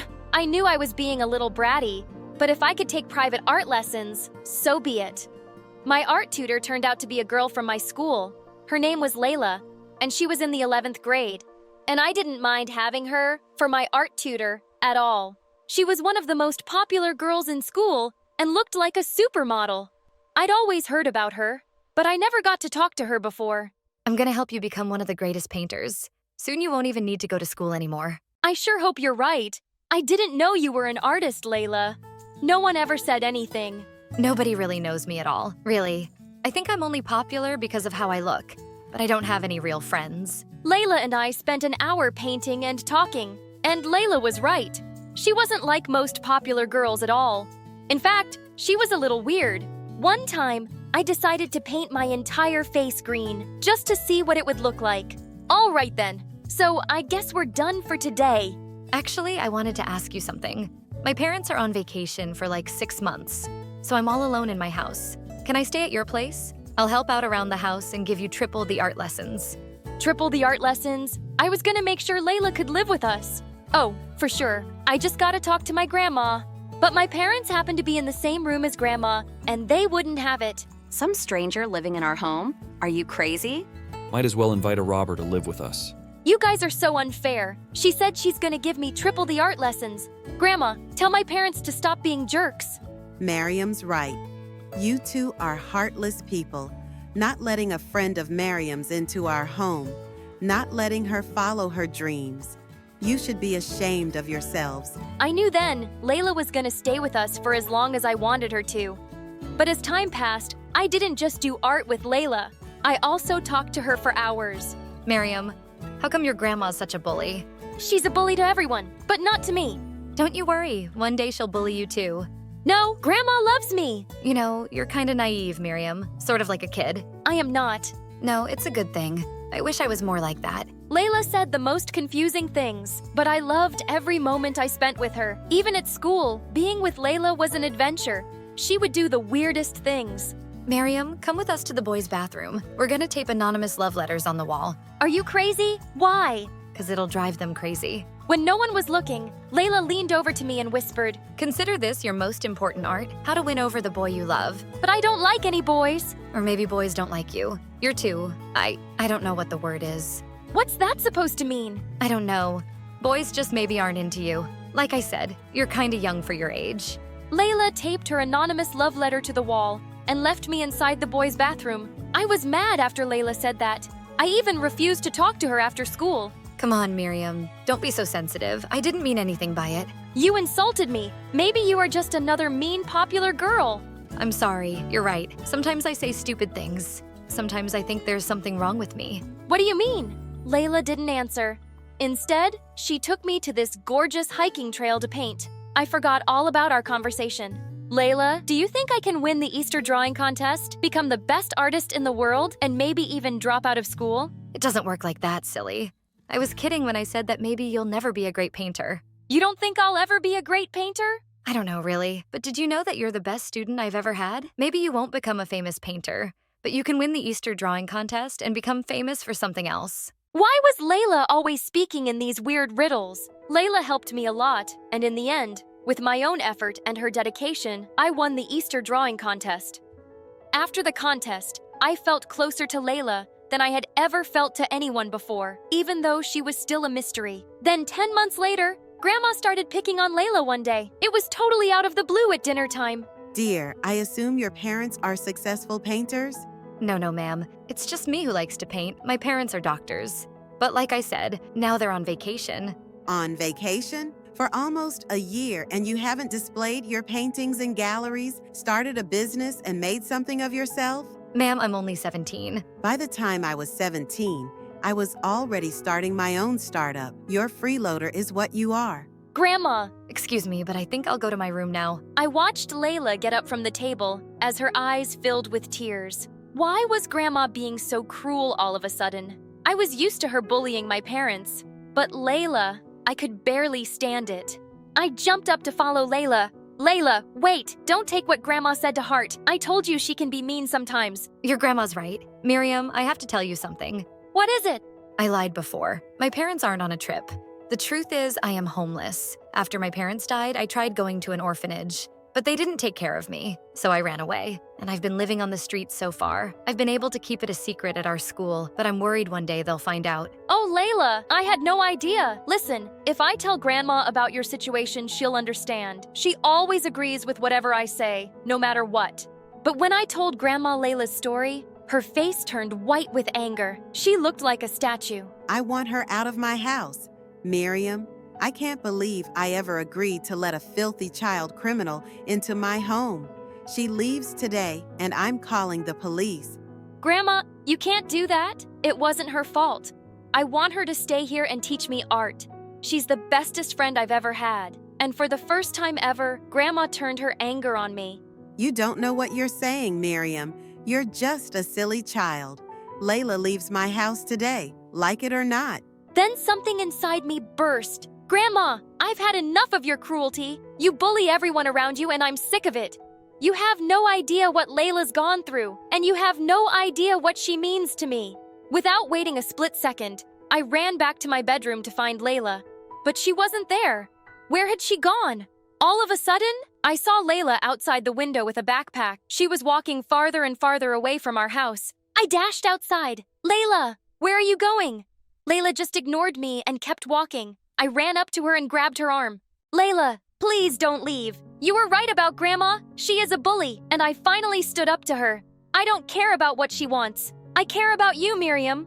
I think you better forget about me. It's for the best. What do you mean? I could never forget about you. You're not my family, Miriam. I don't have any family. Nobody loves me. I'm just your art teacher. That's all I ever was. Before I could say another word, Layla left. I tried chasing her. I never knew someone could run so fast. But after miles of sprinting, I collapsed on the ground and I burst into tears. I didn't get home until midnight. Grandma and my parents stood in the living room next to our giant, fancy fireplace. Grandma's eyes looked like they were on fire. You spoiled, awful child. Yelling at me and then vanishing out into the night. I should have you locked up in jail. Okay. Let's go easy.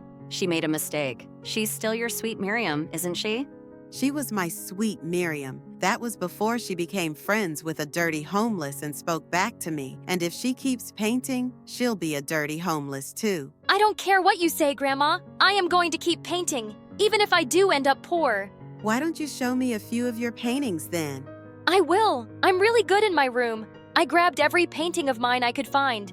Here, look at how many paintings I've done. And you know what? I'm proud of them. Wow, honey, we didn't know you did that many. They look beautiful. Oh, darling. Let me see. Then suddenly, Grandma tossed my paintings into our giant fireplace. No! Mom, how could you? I threw myself on the floor and cried harder than ever. My beautiful paintings were gone, and Layla was gone. That's it. That was the last straw. We're moving out of your mansion. We're tired of your cruelty. That's the silliest thing I've ever heard. You can't live without my fancy riches. But the very next week, my parents and I packed up our stuff and moved into a new place. It was smaller, and it didn't have a tennis court, and I still couldn't stop thinking about Layla and where she could be. Then one day, I found a letter taped to my window. It was signed with Layla's name, "Meet me at our hiking trail." I took the very next bus to our trail and tried calling Layla's name, but there was no answer. Then suddenly, who should I see but Grandma? Grandma, what on earth are you doing here? Darling, I wrote the note taped to your window.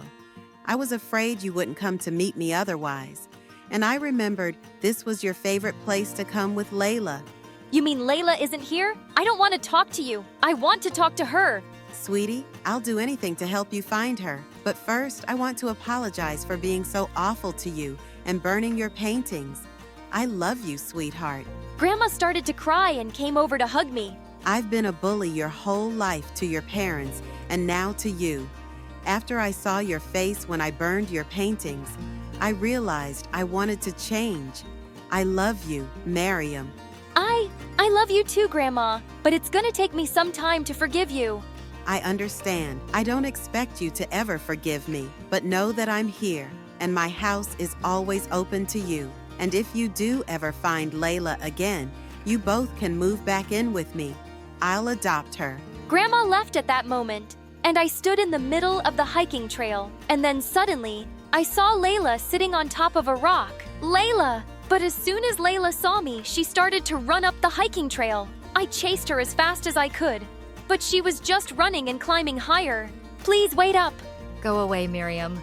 Layla, please don't run away from me. I raced up the hiking trail and tried to catch up with Layla, but she was so far ahead of me, I couldn't even see her. Suddenly, I heard a loud cry from above. I looked up to see Layla stuck between two rocks. She looked like she was ready to fall. Please, someone help me.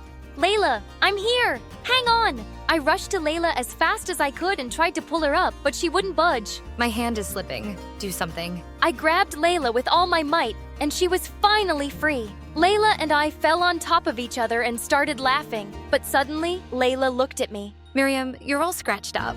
It's fine, Layla. I don't care. What matters to me is that you're okay. I couldn't live without you. Really? I mean that much to you? Yes! You're the most amazing friend and teacher I've ever had. I used to be so bratty and babyish. I had my grandma to run my whole life, but you've changed me. Even though we're not related by blood, you are my family. Do you really mean that? Yes, Layla, I talked to my grandma. She apologized for everything. And she said if I ever found you, she'd adopt you. Oh, Miriam, that's the best news I've ever heard. We'll paint up here every day. I'll teach you everything. We will. Even if we're never famous, I'll always keep painting with you. I love you, Layla. I love you too. Hi, everyone. My name is Paige, and I'm from Tennessee. Please like and subscribe. My mom was a former beauty queen, and I was born with the same gorgeous looks. Everyone thought I'd follow in her footsteps. I loved being admired and getting attention until I got interested in what my dad did. He was an important politician who worked very closely with the president, and growing up, I wanted to be more like him. But Mom was more keen on teaching me how to put on makeup and walk in heels. I was only 8 when she started taking me for modeling classes. The instructors tried teaching me how to catwalk and pose in front of the camera, but I would deliberately strike the dumbest poses, and they'd all give up. Why do you do this every time, Paige? Because I don't want to be a model, Mom. I'd always run away from her and go and seek comfort in Dad. He'd tell me some awesome stories about work, and I'd have the best time. But eventually, Dad started climbing up powerful positions in government and got really busy, and I'd hardly get to see him. One day in 5th grade, I was decorating my house for Easter, when suddenly, I saw that half of my decorations were gone. I looked around and spotted a boy my age running away with all my decorative eggs. Hey, stop right there! I jumped onto him and pinned him to the floor. Who are you and why are you stealing my stuff? I wasn't stealing, I swear. I'm your neighbor and I was just trying to prank you. So you're a liar and a thief!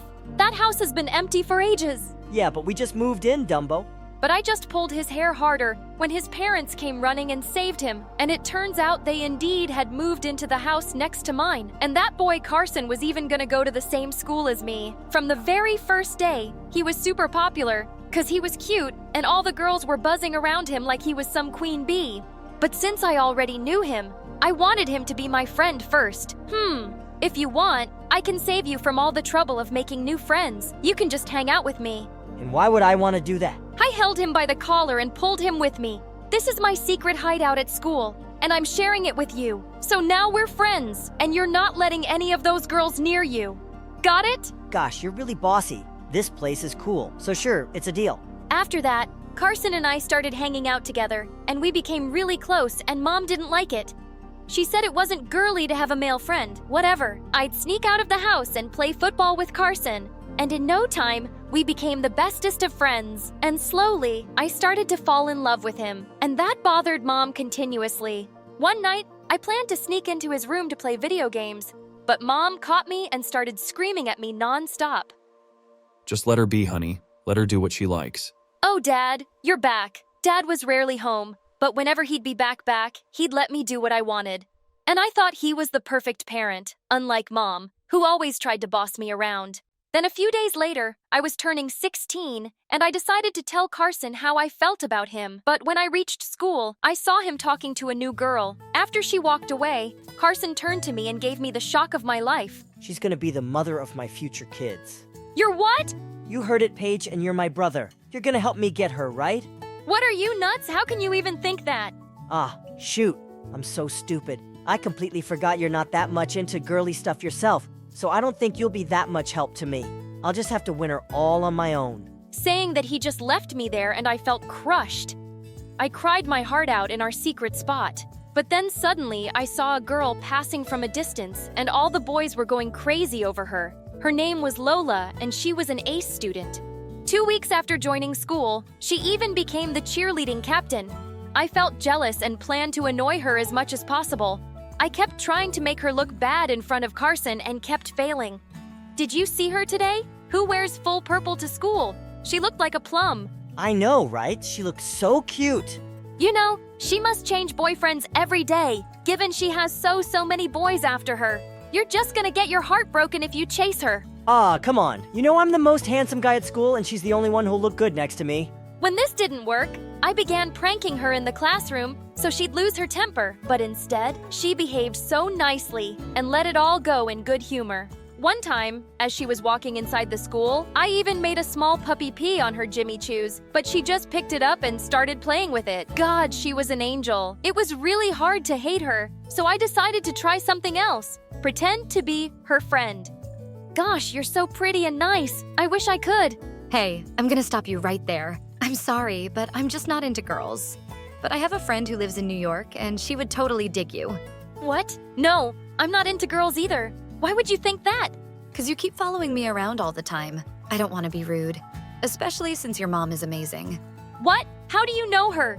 Well, everyone knows about her. She was a super famous model in her time, but she gave up her career for her family. She sounds like an amazing mom. Well, I never thought of it that way. But as we continued talking, I realized Lola was a very nice person. We often hung out together, but instead of faking it, I started to become a real friend to her. And Carson thought I was doing it all for him.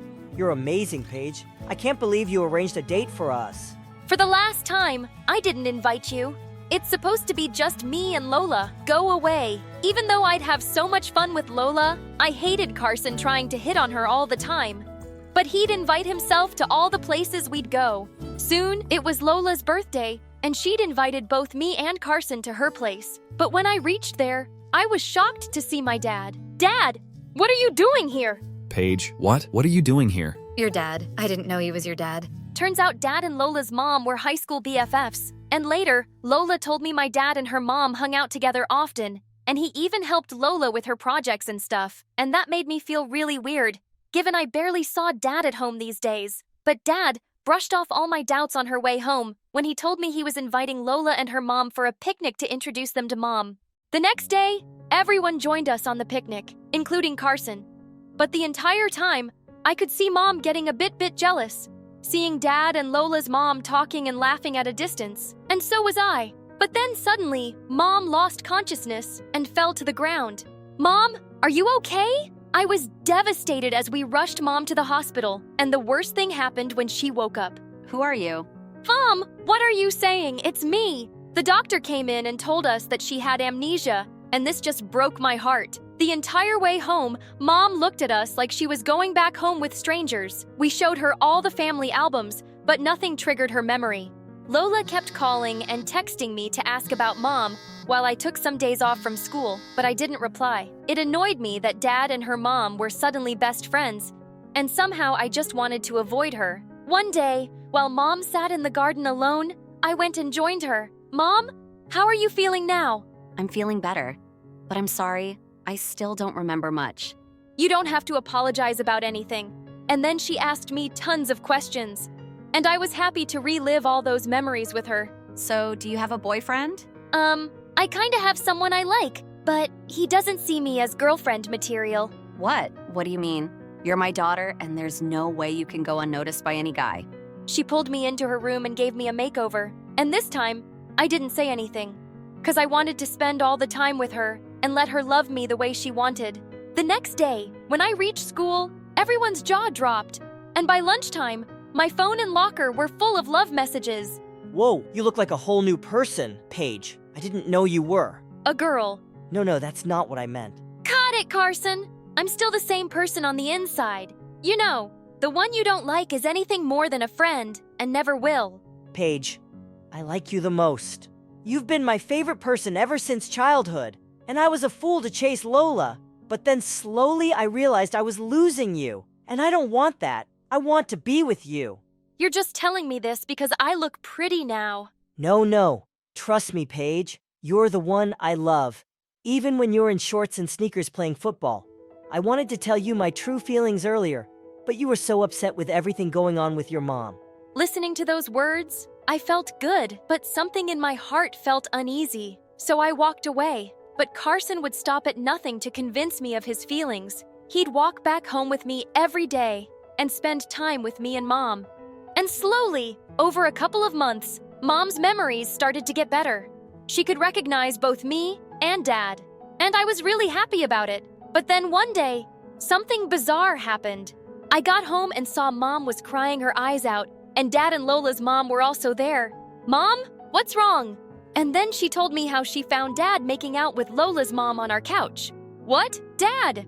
Okay, yeah, and what's wrong with that? I don't think there's anything to cry about. I love Lily and she loves me. And with your mom being so sick and all, I can't handle the pressure of my work. And the elections are coming up. I want a partner who can support me.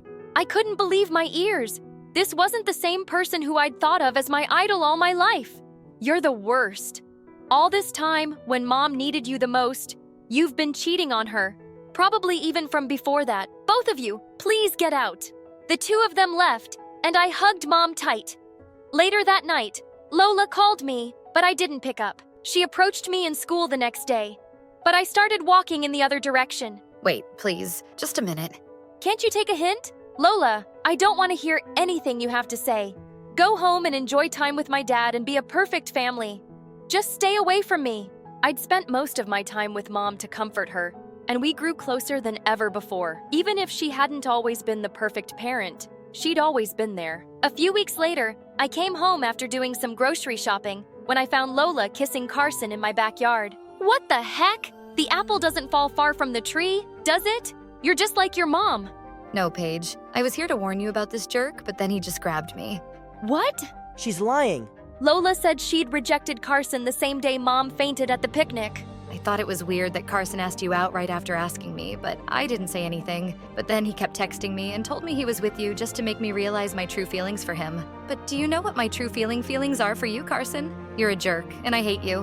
What a liar. She jumped onto me and tried to kiss me. Trust me, Paige. But then, Lola took out her phone and showed me all of the chats, and she was right. Carson, you jerk! I can't believe I trusted someone like you and never realized what kind of person you are. Get out of my house! I pushed Carson so hard he fell on his butt and then angrily left. Paige, I'm sorry. I know what my mom did was wrong, but I had no idea about anything going on between them. Even I hate them both for what they did. You don't have to be sorry about anything. Lola, I know it wasn't your fault, but I took my anger out on you. Then please, let's get back to being friends again. I'm moving out of my mom's place for college next year anyway. What our parents did doesn't have to ruin what we have. I don't want to lose a friend like you, Paige. I don't want to lose you either, Lola. Hi, I'm Juliet from LA. But thanks to my mom, I had to change my identity and become Jessica. Before I continue, please like and subscribe.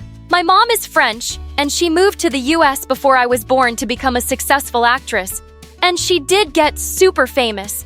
Her life was always in the spotlight, and that included me. I always loved the attention, and when I joined school, everyone knew me and wanted to be my friend. It was awesome, until one day, it wasn't. I was in the 5th grade when Mom took me to the opening of a fancy French restaurant. But when the head chef brought our food, I almost threw up. What is that? Frog legs and baby snails, mademoiselle. Ew! Gross! Could I just have some French fries, please? The chef gasped like I'd killed his mother. You insult me. I make the best French food in the world. So I asked for French fries. I don't make French fries. I'm going to McDonald's. You suck. I jumped off my chair and started running out to my car. Suddenly, I tripped and crashed straight into a waiter, and we both landed flat on our faces. I turned around to see everyone staring at me, and Mom looked mad. Okay, this was embarrassing, but who cares if some strangers saw me, right? Wrong. The next day, it was all over tabloid magazines and the internet. Pictures of me on the floor with my butt cheek showing. And in school, I was the butt of every joke. Literally. I was hating school now, but I found a way to escape. Soon, Mom was going abroad to film a movie for 6 months, and I begged her to take me along. And, well, I just never returned.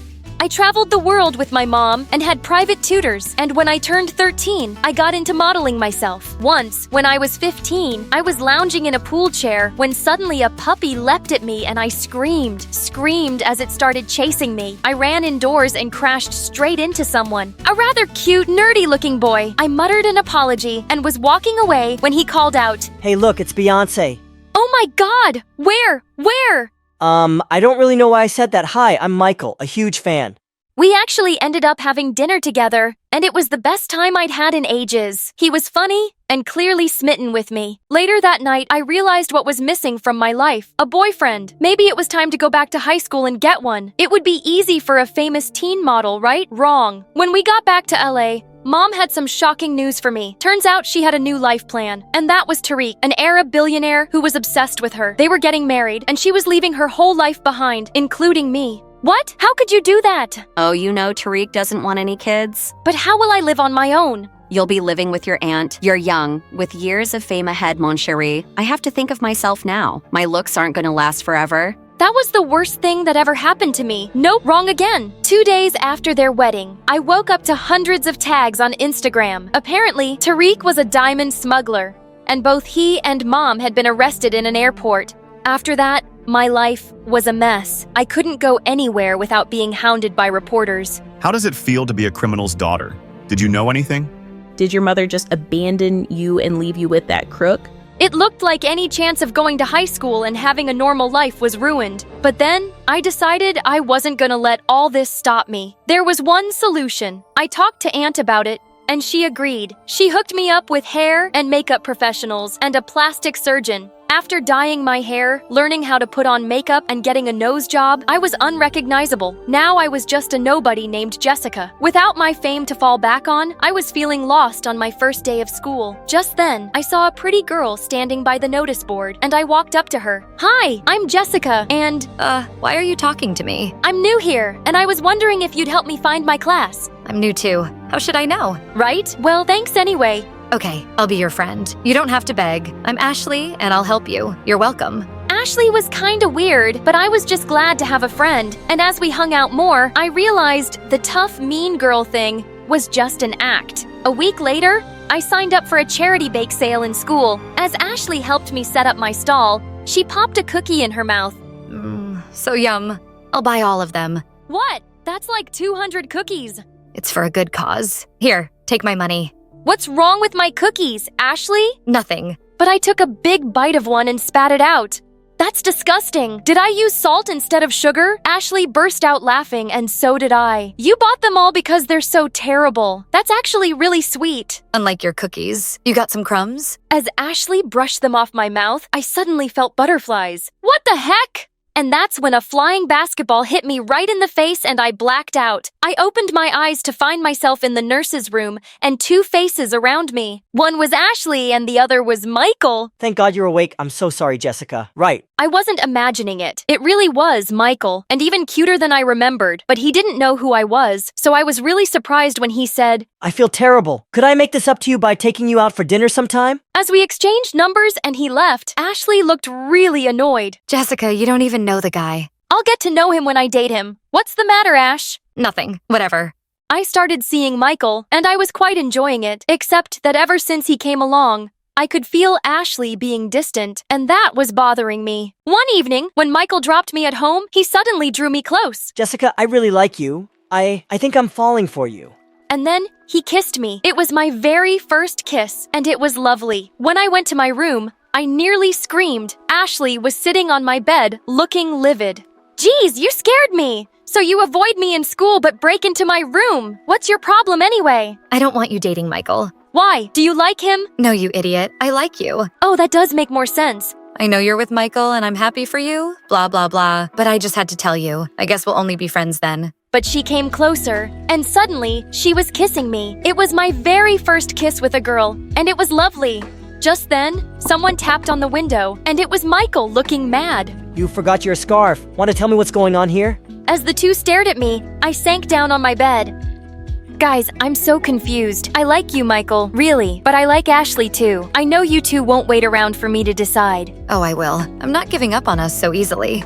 Yeah, me neither. Why don't you date both of us for 2 weeks and then decide? Jess. Wow, they were both willing to fight for me. This was amazing, and I agreed. May the best man win. Or woman. My first date of the week was with Ashley, and she'd planned an amazing picnic. She fed me strawberries and read me poetry. It was so romantic. Just then, someone came and sat down next to us. Fancy bumping into you guys here. I was just on my run. Then why don't you run away and keep going till we can't see you? Relax, I'm leaving. Oh, Jess, I gotta tell you what I've got planned for our date. It's epic.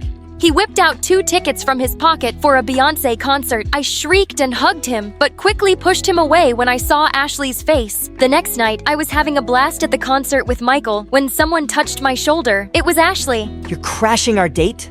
Wonder where I got that idea from. But this isn't about you, dude. Jess, I got my dad to pull some strings and I have backstage passes. We can actually meet Beyoncé. OMG, what? What about me? I don't know. Go home. I'll have Jessica dropped. Don't worry. I felt sorry for poor Michael, but I wasn't missing a chance to meet Queen Bee. The next few days went the same way. They both kept planning amazing dates for me and kept ruining them for each other. One night, Ashley and I managed to have a romantic dinner without Michael dropping in, and she was kissing me goodnight at my door when suddenly the locket I was wearing got tangled with hers and fell off before I could pick it up. She did, and saw the picture inside. Jess, why do you have a picture of this famous actress and her kid? I should have lied, but I just didn't want to. That kid, it's me. And she's my mom. I told her how hard things got after Mom's arrest and how I just wanted a fresh start. She looked stunned, but then she hugged me tight. Your secret's safe with me, Jessica. Or can I call you Juliet? I think I'd like that. She was about to kiss me again when suddenly Michael sprang out of nowhere. Hey, babe. I just dropped by with some cookie dough ice cream. Your favorite. She just had dessert. She doesn't want your stupid ice cream. Why don't you let her speak for yourself? Are you her lawyer? Why don't you get a life and stop crashing our dates? Why don't you jump off a bridge? Enough! I'm so tired of this. You're so busy fighting each other, no one's even looking at me. This is not what I wanted. Figure out a way to make this work, or I'm done with you both. I snatched the ice cream from Michael and stormed off. They were being so annoying. But the next day, that was the least of my problems. Aunt woke me up to see the news, and I watched in horror. My secret was out. It was everywhere, and hundreds of reporters were gathered outside of our house, wanting to talk to me. What a nightmare. But what really hurt was that there was only one person who could have leaked that information. Ashley, how could you do this? I trusted you, and you took less than a second to betray me. How much did you get paid for this, Ashley? I swear, Juliet, I didn't do it. There's no one else who could. Stop lying, and don't ever talk to me again. Later that night, Once all the media people had left, Michael paid me a visit. How could you lie about this, Juliet? You should have told me who you really are. Why? I didn't want to be that person anymore, and I just didn't want to tell anyone. Obviously you told someone, it just wasn't me. Michael, please! Forget it, you lied to me. We're done. In a day, I'd lost both my boyfriend and girlfriend, but I was too angry to care. Michael was only thinking of himself and not what I was going through. And Ashley, I'd never forgive her. One day, as I was wondering what I'd do next, I got the most unexpected call. Oh, Juliet, I've missed you. Mom, where are you? Mom then told me she got out of jail, got a divorce from Tariq, and settled in Paris. I'm so sorry for leaving you and for everything I've put you through. I read all the news, but I must say, you're even prettier with your new nose job. Why did you call me Mom? Come to Paris, mon chéri. I know lots of agents here, and they would love to sign you. Don't hide away and waste your talent. You were meant to be a model. I was still so mad at her, but I had to think about it. I was done with this place, and to be honest, I did miss my career. Maybe Paris was exactly what I needed. I still don't trust you, Mom, and don't expect that I'll forgive you anytime soon. But I did pack my bags for Paris, and I ended up loving it there. I joined the high school, and my modeling was picking up once more. Then one day, I read the most surprising news. The plastic surgeon who'd done my nose job was being sued for leaking the identities of many clients to the press. Oh my God, it was him, not Ashley. Just then, I heard the doorbell ring, and I opened the door to find Ashley standing there. Hi, how did you find me? I begged your aunt to tell me. Juliet, I didn't betray you. I know that now. I'm sorry. Don't be. It's okay. Just tell me this. If none of this had happened, who would have won? Me or Michael? Michael wasn't even close. It was you, Ashley. It's you. And then I kissed her.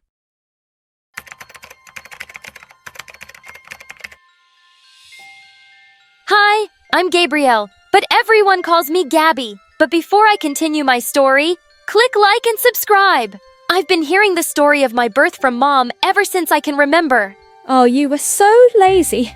You came out 3 weeks after my due date, and you were almost 12 pounds. My arms would hurt after holding you for a minute.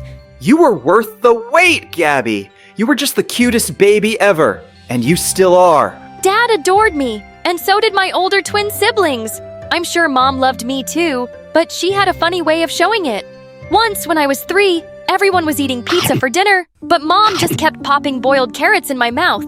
I suddenly leapt onto the table and bit into her pizza slice. She pulled it away, but I clung onto it like a puppy.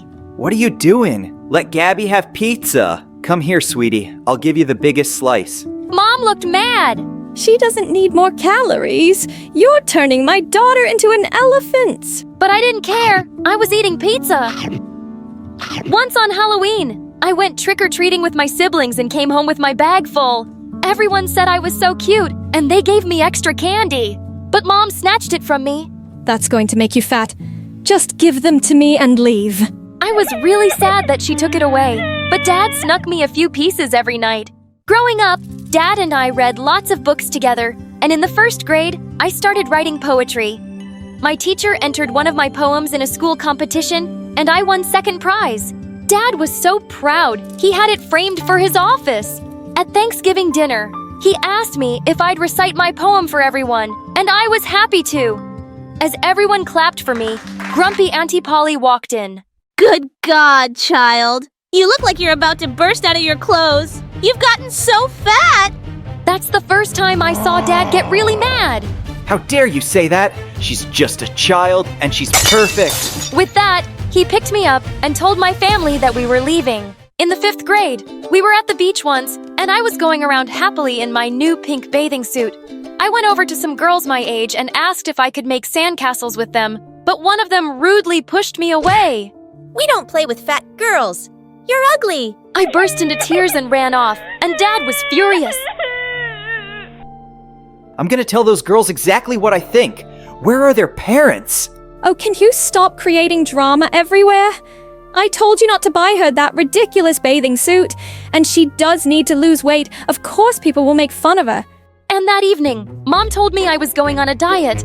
Your sibling's 16th birthday is coming up in a few months, and they'll buy you an amazing dress. If you lose some weight, you'll feel so good about yourself.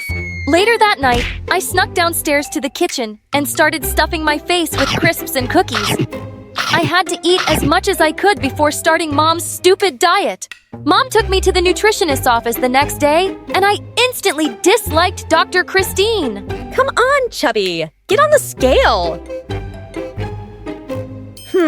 Yes. You're really overweight. You need to lose at least 20 pounds. Do you think we can manage this by September, Doctor? It all depends on Gabrielle. But yes, it can be done. Do you want to lose weight, honey? Do you want to be beautiful for the party? I remembered the mean girl's words at the beach and said, yeah, I want to be beautiful. So, the nutritionist made a special diet for me, and we had to buy all these expensive products from her. I had to eat some special toasts with special cheese, and it tasted disgusting. As I was making faces at the dinner table, Dad ate some food from my plate and almost threw up. Why are you making Gabby eat this horrible stuff? Just make her some healthy food. She doesn't need to eat rubbish. No, Daddy, I want to eat this rubbish. I want to be pretty. But you already are, sweetheart. It's okay. It's only for a few months. Please. Don't look at me. She wants to be skinny. Dad looked kind of sad, but he didn't say anything. After that, I kept doing the awful diet, and I didn't lose an ounce. Not an inch. The day of the big party was approaching, and Mom waited until the very last minute to see if I'd lost some weight. Before she took me shopping, she asked the saleswoman to show us clothes that would look good on me. Oh, I see what you mean. You want her to look skinny. I might just have the right dress. Why don't you try this, and this, and this? I tried on all the clothes, and I hated everything. As I was taking off a white dress in the changing room, I overheard something that broke my heart. How did the dress fit her? Oh, not very well. That white dress makes the girl look like a small refrigerator. Short and square. I wish she had inherited my figure. I burst into silent tears. That's what Mom really thought of me. We bought some stupid black dress, and on the day of the party, I held my breath and tucked my tummy in for all the pictures. I just felt ugly and miserable. Being fat didn't affect my ability to love, though. I was falling in love at school all the time, but I'd grown up too insecure and shy to ever ask anyone out, and, well, no one ever noticed me. In the 9th grade, I fell madly in love with James, this gorgeous boy who was 2 years older than me. He played basketball, and I'd watch him from a distance and write poems about him. One day at lunch, someone tapped me on the shoulder, and I almost fell off my seat when I saw it was James. Hey, you dropped this paper in the hall. Did you write this poem yourself? It's really good. I just stared at him like a dumb goldfish, and seconds later, a skinny girl took his arm and led him away. I crumpled up the paper and threw it away angrily. Of course, he had a girlfriend who looked like a freaking model. Just then, this annoying bully Aaron from my class sat next to me with a grin. Ah, Chubby Gabby! You like James, don't you? I've seen how you stare at him every day. I do not. I don't care. Girl, you want to get noticed by someone like him? You should hang out with me. I'm like the most popular guy around. Come to a party at my place tonight. James will be there too, and I'll introduce you guys. But he has a girlfriend. Oh, that's not his girlfriend. Trust me, he's single. That offer was too tempting to resist. So I went to the party that evening, and when I got there, the first thing I saw was James dancing with that girl. Aaron, I think those two are together. This is stupid. I'm just gonna go home. Oh, poor dummy. You don't know the first thing about guys, do you? Give him something to be jealous about, like this. And suddenly, Aaron pulled me in and kissed me. I immediately shoved him away. What's wrong with you, Gabrielle? You just show up uninvited at my party, begging to kiss me. Does being fat make you needy and desperate for love? I stared at him in horror as I felt everyone's eyes on me. You liar! I'd rather kiss a monkey's bud. I gave him a hard slap and then I ran away from there. But since Aaron was a popular jerk, he made sure I became known as the fat, desperate girl, and my self-esteem hit rock bottom. Suddenly, I just lost my appetite and stopped eating. Dad was worried and kept asking me what was wrong, but Mom was delighted when I got skinny. Wow, Gabby, you look amazing. Want to go shopping? No, I'm good, thanks. But you're in those big clothes. Fat clothes, you mean? Why are you talking to me like that? What did I do to you? Nothing, Mom. You're just perfect. When I went off to college, I finally made some friends there. Suddenly, I fit in the clothes I fit in with others. But then I discovered something. No one here cared about my looks. People were interested in my poetry and the things I had to say, not the way I was on the outside. For the first time, I felt I could breathe. I started relaxing, eating more, and having fun. When I went home for Christmas, I took my coat off and found Mom staring at me like a hawk. Gabby, did you gain weight? I don't know, Mom. I didn't check. But it's such a shame that you're getting fat again, honey. You have to be careful. So what if I get fat? Will I be ugly, useless, worthless? What's wrong with you? Are you upset about something? Mom, I'm mad at you. You made me feel my entire life that being fat is the worst thing in the world. That it's the only thing that defines you. But it's not. I was only looking out for you. I want you to be healthy. Are you sure? Because I was unhealthy and miserable when I got skinny, and you weren't bothered about that. The only thing you ever wanted for me was to be pretty, no matter what the cost. You've just never loved me the way I am. That's not true. I care a lot. Yeah, I'm sure you care, Mom. Just not in the way that's any good for me. I'm leaving. Well, we're coming with you. I'd like to enjoy a family dinner for once. I turned around to see my dad and siblings looking really angry at Mom. We all left without her, and we had an amazing Christmas dinner at a restaurant. As Dad dropped me off at college, he put his hands on my face and said, I'm so proud of how smart and strong you are. And I'm glad you're realizing your own worth. You are and always will be perfect to me. Time passed, and I gained and lost weight all the time. And even though my confidence was better, I still had a hard time believing that someone could love me just the way I was. But one day, someone tapped my shoulder at the supermarket. Hey, Gabrielle, right?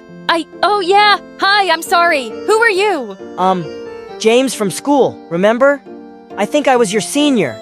I recognized you because you still have those beautiful eyes. Oh my God, it was James, the James! We went out for coffee the same day and talked for hours over chocolate cake. I even shared the poems I was writing for my first book. It was perfect. And soon after, we started dating.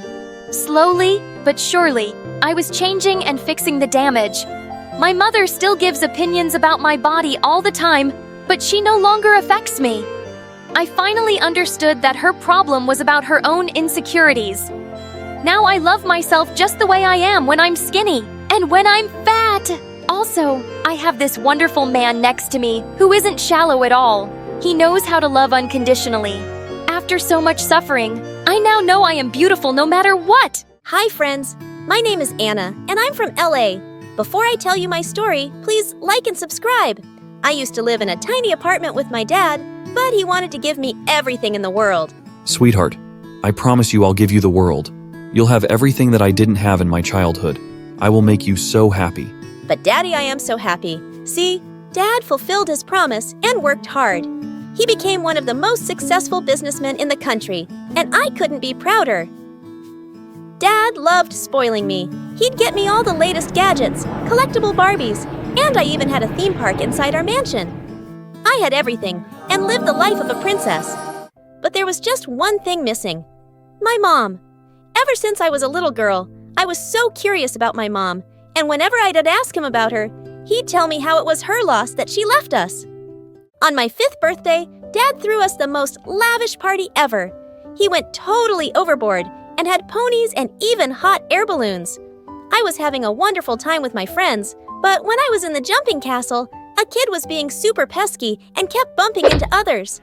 When he pushed me, I pushed him back, and he ended up falling out of the jumping castle in an instant.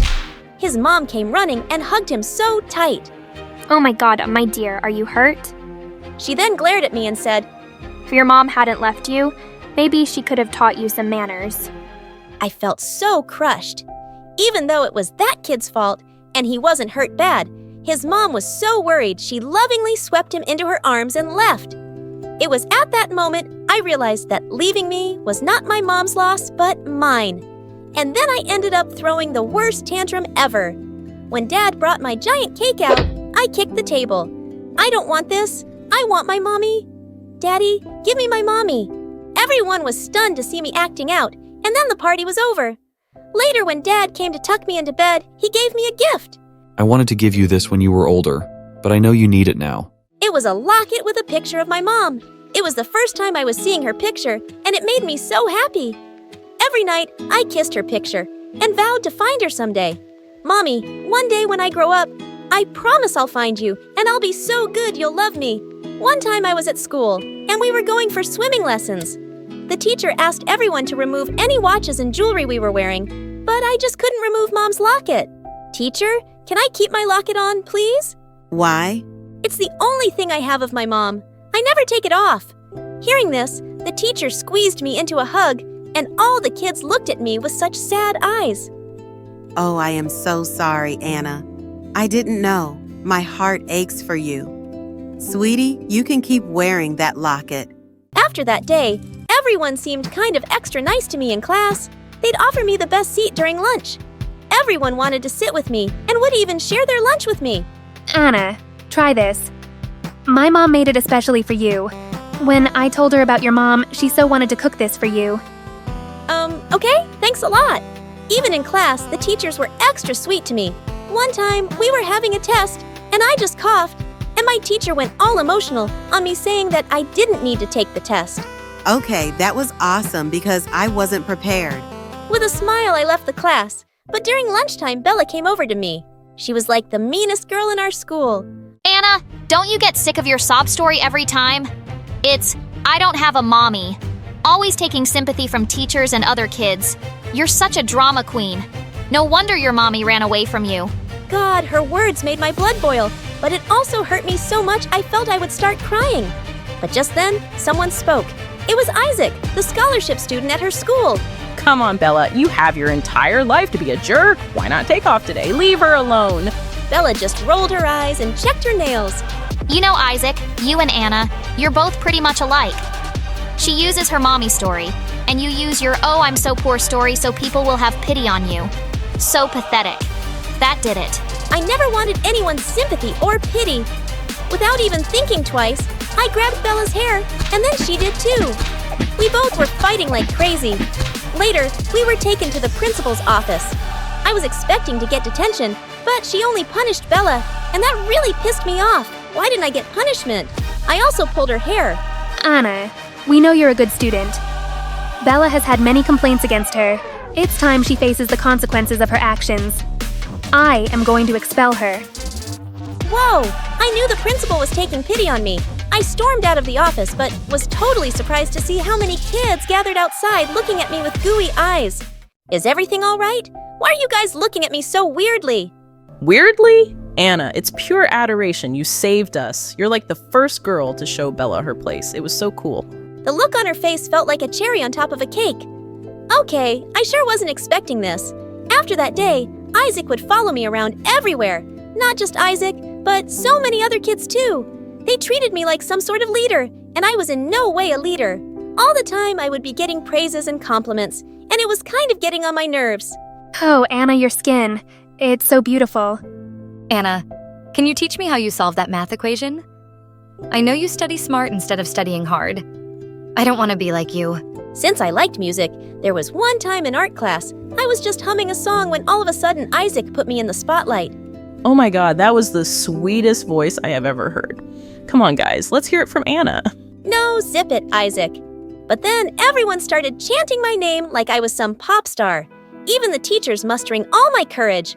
I sang, and everyone clapped so loud for me. Okay, that was weird because I was just a normal singer, nothing extraordinary, but everyone treated me as if I was something special. As if things couldn't get any weirder, my classmates chose me as the class president. The surprising thing was that I never participated. I didn't have any clue how to be a class president, but Isaac was there for me. Turned out he was a really nice guy and helped me every step of the way. Isaac and I became best friends. The guy was totally my support system, always there for me. When we were in high school, Isaac started working in a cafe as a barista, and I loved hanging out there. One time when I was at the cafe, Isaac made his signature coffee for me. But just then, I saw someone enter the cafe, and I dropped the cup. It was Mom. I could recognize her face in a million faces. She had 2 kids with her, and the moment Isaac saw her, he greeted her called her Emily. I felt like my whole world was standing still. I came out of my stupor when I saw one of her kids run out of the shop, and that's when I bolted. Hey, stop, get back in here. No. The kid just stuck out his tongue at me and was about to run onto the road, but thank God I lunged forward. I grabbed his shirt and pulled him back, and right then a truck passed by. That was close, really close. Right then Mom came out and thanked me. Oh my God, thank you so much. You saved my baby. You're an angel. No problem. I just turned to leave, but Mom grabbed my shoulder. I thought she'd recognize me, but it was something else. So you work here? You seem like someone who can handle kids. Can you babysit my boys? I'll give you a letter of recommendation once you're done. I'll pay you well too. Oh my God, how could I say no to that? I instantly agreed. I started working at Mom's place, and it had been 3 days, and I totally loved it. She lived in a big mansion, but that was nothing compared to where Dad and I lived. I was pretty amazed to see Mom's life.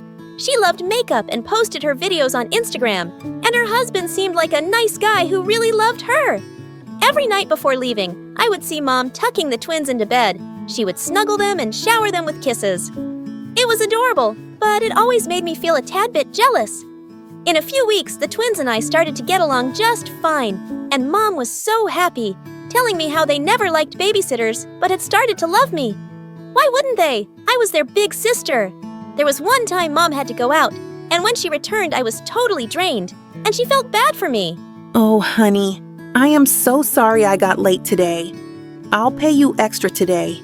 And what have the twins done to your hair? Come on, I'll give you a makeover.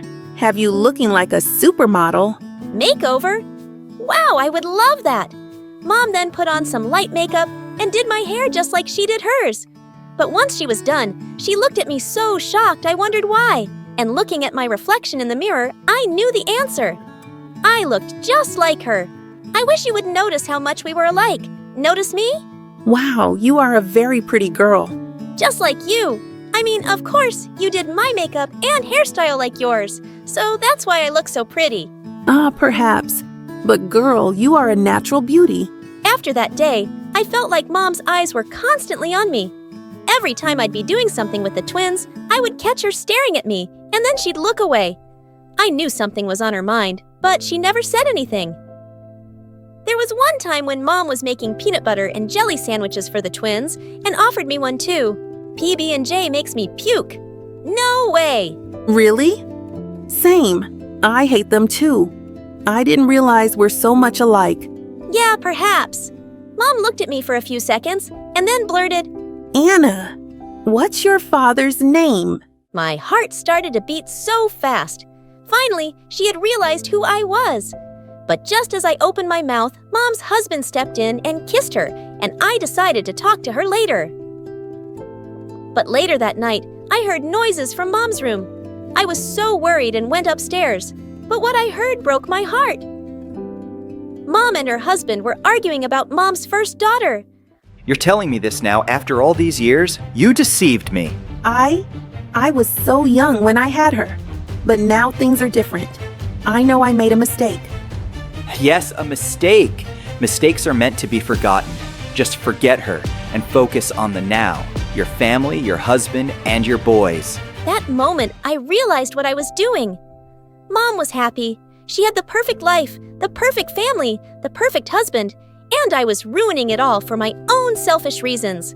I just ran out of the house, and thank God Isaac was waiting for me outside. I instantly hugged him and told him everything. I just want to leave her alone. I can't do this. I can't shatter her perfect life. But she's your mom too. It's your right to confront her. Forget about it. Let's go home. That day when I went home, I gave Dad a tight hug. He truly was my world. I decided to get out of Mom's life and let her be, so I started to avoid her calls. She texted me and wanted me to come to her house, but I refused and messaged her saying I had a new job. But a week later, something strange happened. I was in my room when I heard Mom's voice. She was calling my name, and I came running down the stairs and was so shocked to see her. Dad and I both stood stunned, and then Mom came running and swept me into her arms. Oh my God, I knew it. It's really you. My daughter, my Anna. That day I wanted to talk to you, but you left. Anna, I am so sorry. I'm so sorry for my mistakes. Why did you leave without talking to me? Because I am a mistake. Mistakes are meant to be forgotten. Oh, darling, please forgive me. I was a fool for thinking so. You are my strength. You are the person who made me a mother. It was foolish of me to abandon you, but I promise, even if I had to fight against the world, I'll never leave your side. I love you so much. I love you too, Mom. I love you so much. Hello, I'm Anne. I'm the oldest of 3 daughters in my family, and it's clear that I'm my mom's favorite. I believe I'm the happiest person, and my mom is the most amazing person on this planet. But before I go on, please like and subscribe. My mom loves me more than my sisters because I'm smart, and, well, my sisters are a bit silly and mischievous. When I was in 3rd grade, my mom started yelling at them during parent-teacher conferences because they were failing all their subjects. Why are you such dummies? What have I done wrong? That God is punishing me by giving me daughters like you? But when it was my turn, my teachers couldn't stop praising me because I had won so many prestigious awards. Yes, I thank God every day for giving me a daughter like Anne. But when we got home, suddenly Sherry grabbed a chair and threw it at me, causing me to fall and get hurt. Mom punished her and said she wouldn't be allowed to have dinner that night until she wrote, "Please forgive me, dear sister," 1,000 times. But when Bella handed me the paper, it said, "Next time, I'll get you, witch." One day, some guests came over, and Mom asked me to make a wonderful glass of lemonade.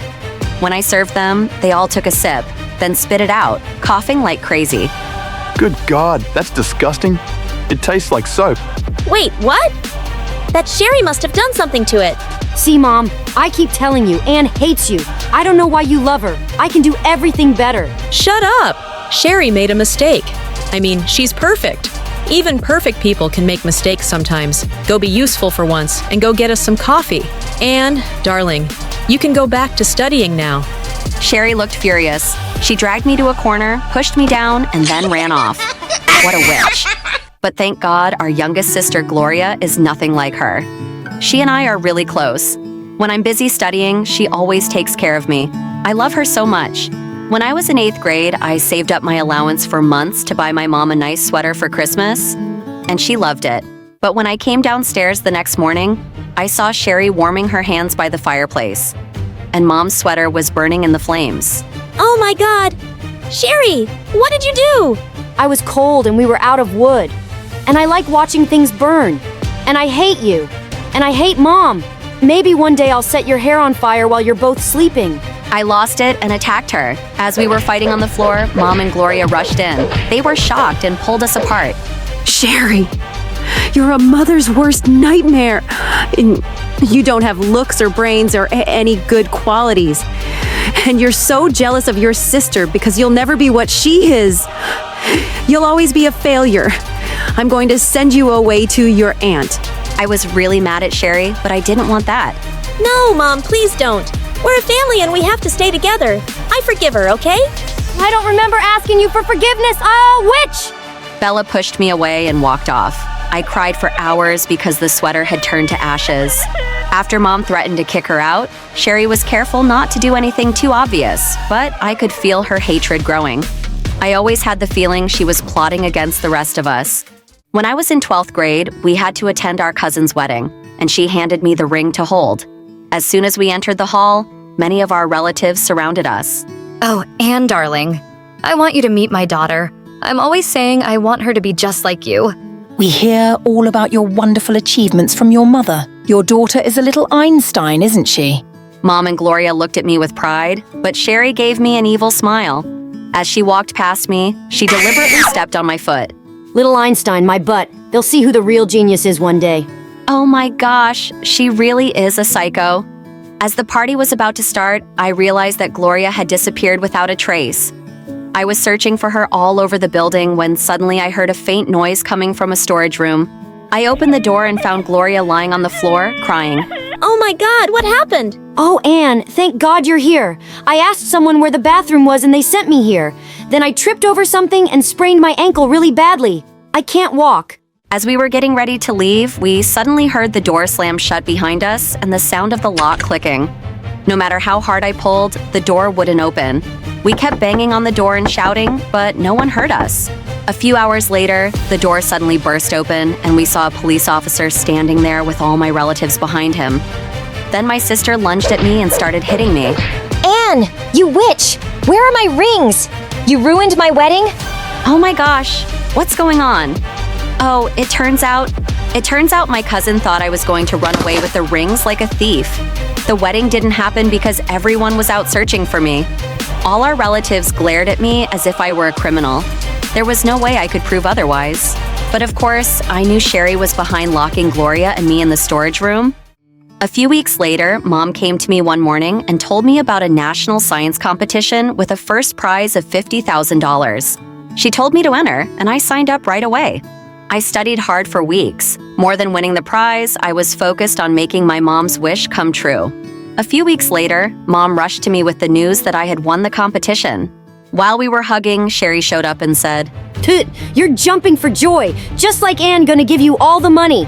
Poor dumb mom. Shut up, Sherry! As if I even want my baby's money. It's all for her career. She's going to become a great scientist, remember? Maybe she'll hire you as a cleaner for her science lab. Now, Anne, it says here in the letter that the prize money will be sent in a couple of months, so you'll have to wait a little. Well, it's been a while since I've seen Mom this happy, so I guess I got what I wanted. I applied to NASA's Youth Space Program, and I was over the moon when I got selected for the 3-month course.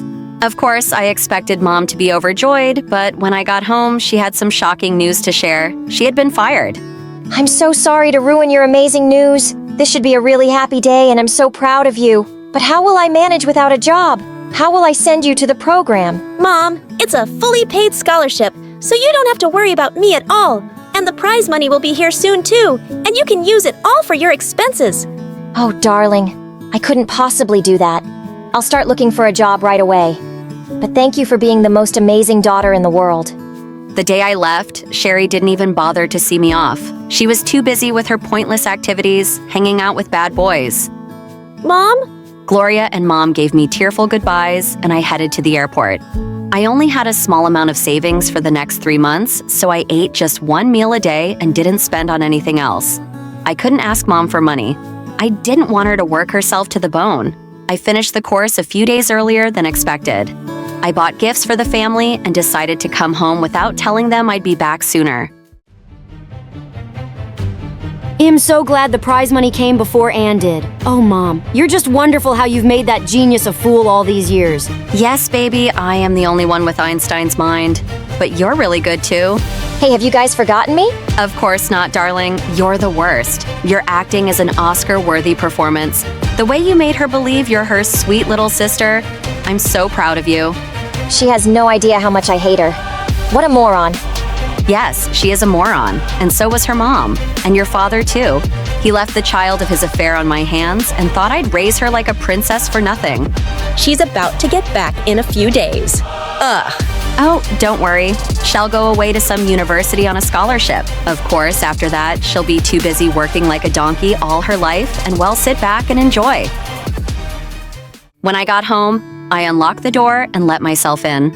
Mom, Gloria, I'm home, guys. The two came running down the stairs and flung their arms around me. Anne, I've missed you so much. Oh, darling, I can hardly believe my eyes. You have no idea how I've lived without you these past months. I was so restless to see you too, Mom. I gave them their gifts, and they both loved them. Sherry, on the other hand, just threw my gift in the trash and stormed off without saying a word. Ugh, how rude. I'm just gonna go put my things in my room. What's the rush, Anne? Just relax for a bit. I'll just be back in a minute. When I walked into my room, I was shocked to see money everywhere. Mom and Gloria came upstairs and said that the organizers had just sent over my prize money. Oh, that's awesome. I'm gonna deposit this money in my bank right now. But is that necessary, dear? We'll just keep it safe at home. Mom, we really need this money, so I just can't take any risks. Just let me know whenever you want it. For anything. When I got home, Mom took all of us out for a wonderful dinner. I was truly happy to be back with my family.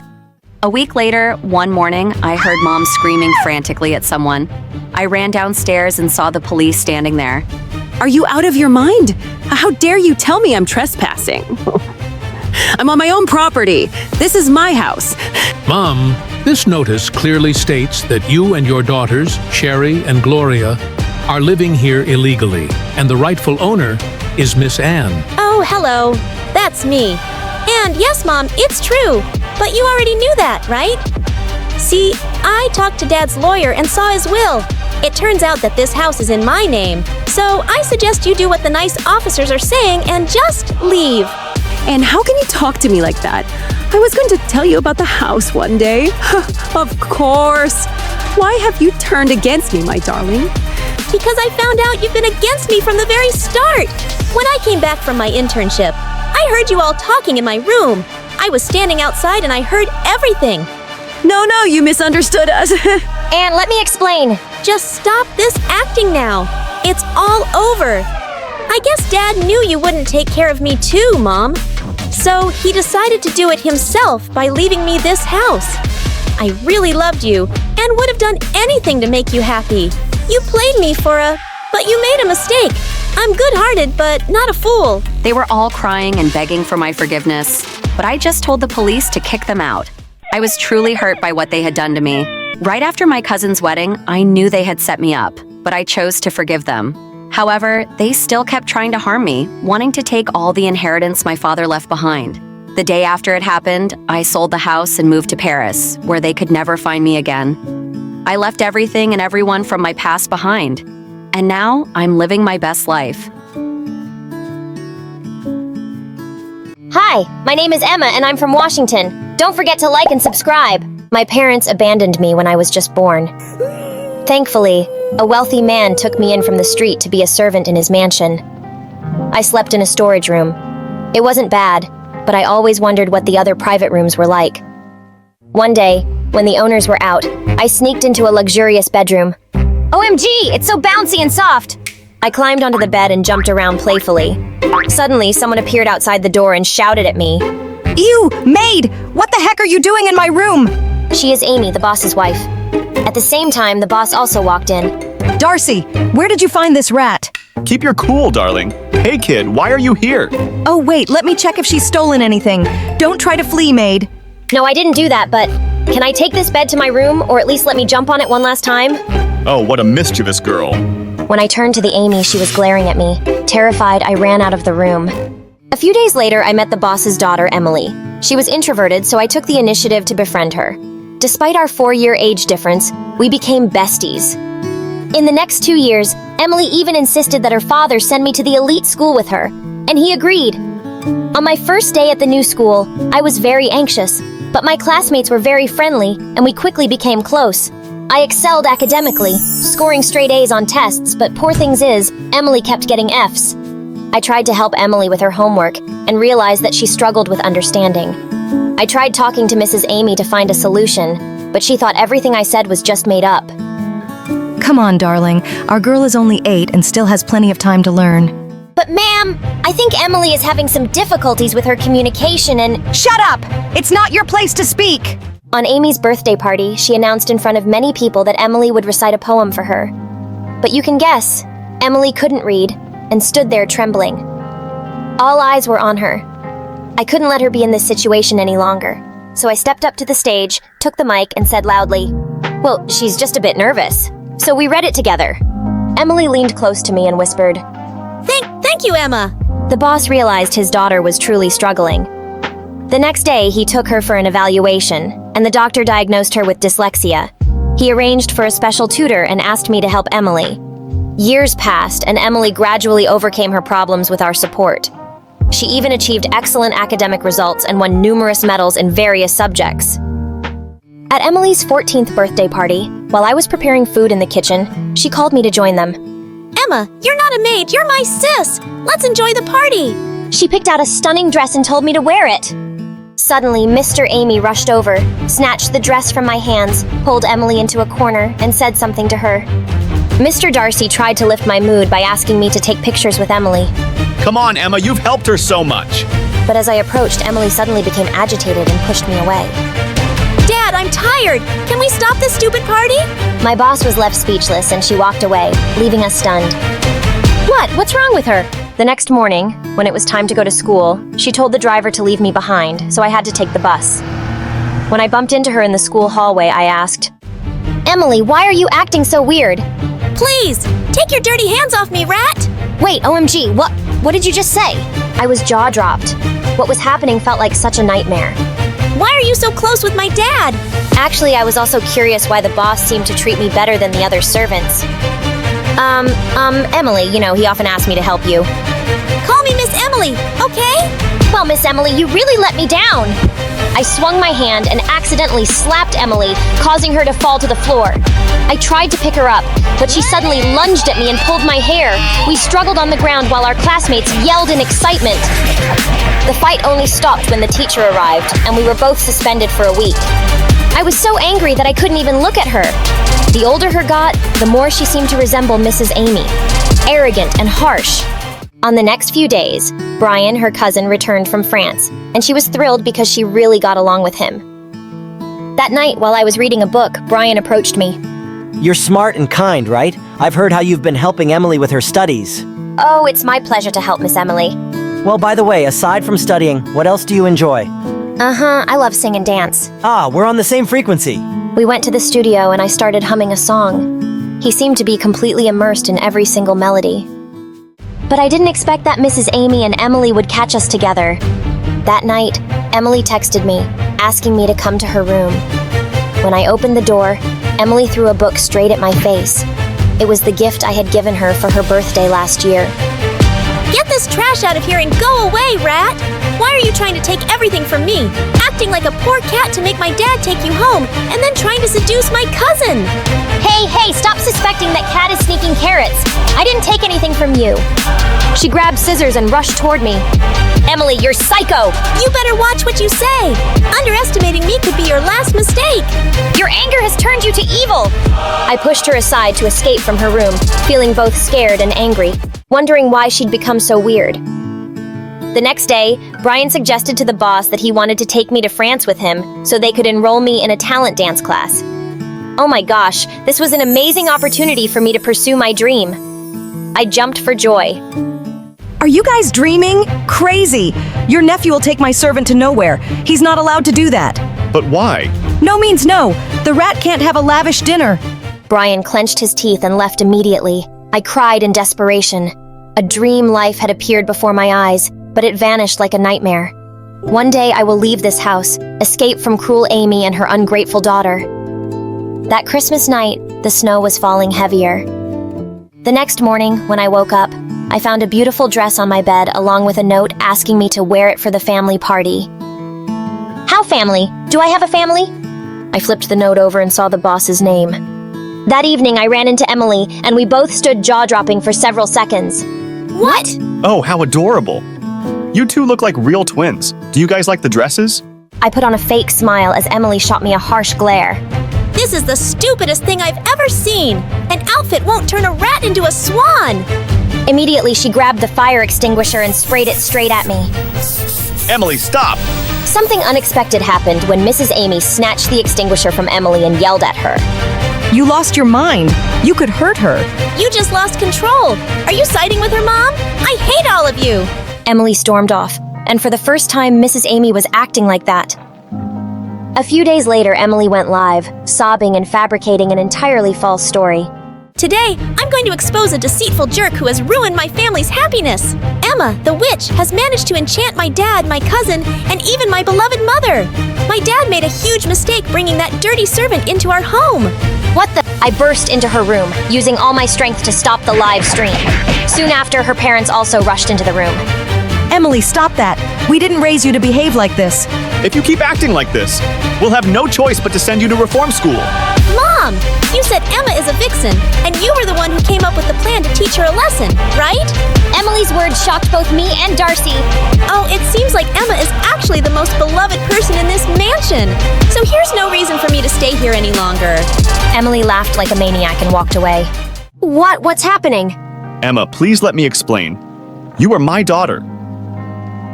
Years ago, I met and loved your mom, Lily, but both families opposed our marriage. Your grandparents arranged for me to marry Amy. Your mother couldn't accept the truth and hid you from me. By the time I found out, she had already passed away and you were placed in an orphanage. The reason I lied and called you a servant was to protect you from trouble. It was all my fault. Please forgive me. That night was really like a roller coaster for me. Darcy even showed me the birth certificate and DNA test results to prove what he was saying. Freak, oh, so you were lying to me. You married me because of family arrangements, and it turns out... Mrs. Amy burst into tears as she charged at the boss, and chaos erupted as they started to fight and argue. I stood there like a statue while Emily walked over and laughed with delight. At school, Emily constantly tried to make my life miserable. She spread rumors that turned everyone against me, hung me out of a window, and put snakes in the bathroom. The torment didn't end. When the boss was away on business, she made me do all the household chores, prohibited me from studying, and scolded and berated me terribly. Of course, Darcy had no way to step in and stop what was happening. On the day the college results were announced, I was accepted into Harvest. It was finally time for me to escape this hell. But before I could celebrate, she and Emily burned the acceptance letter and other important documents, preventing me from starting school on time.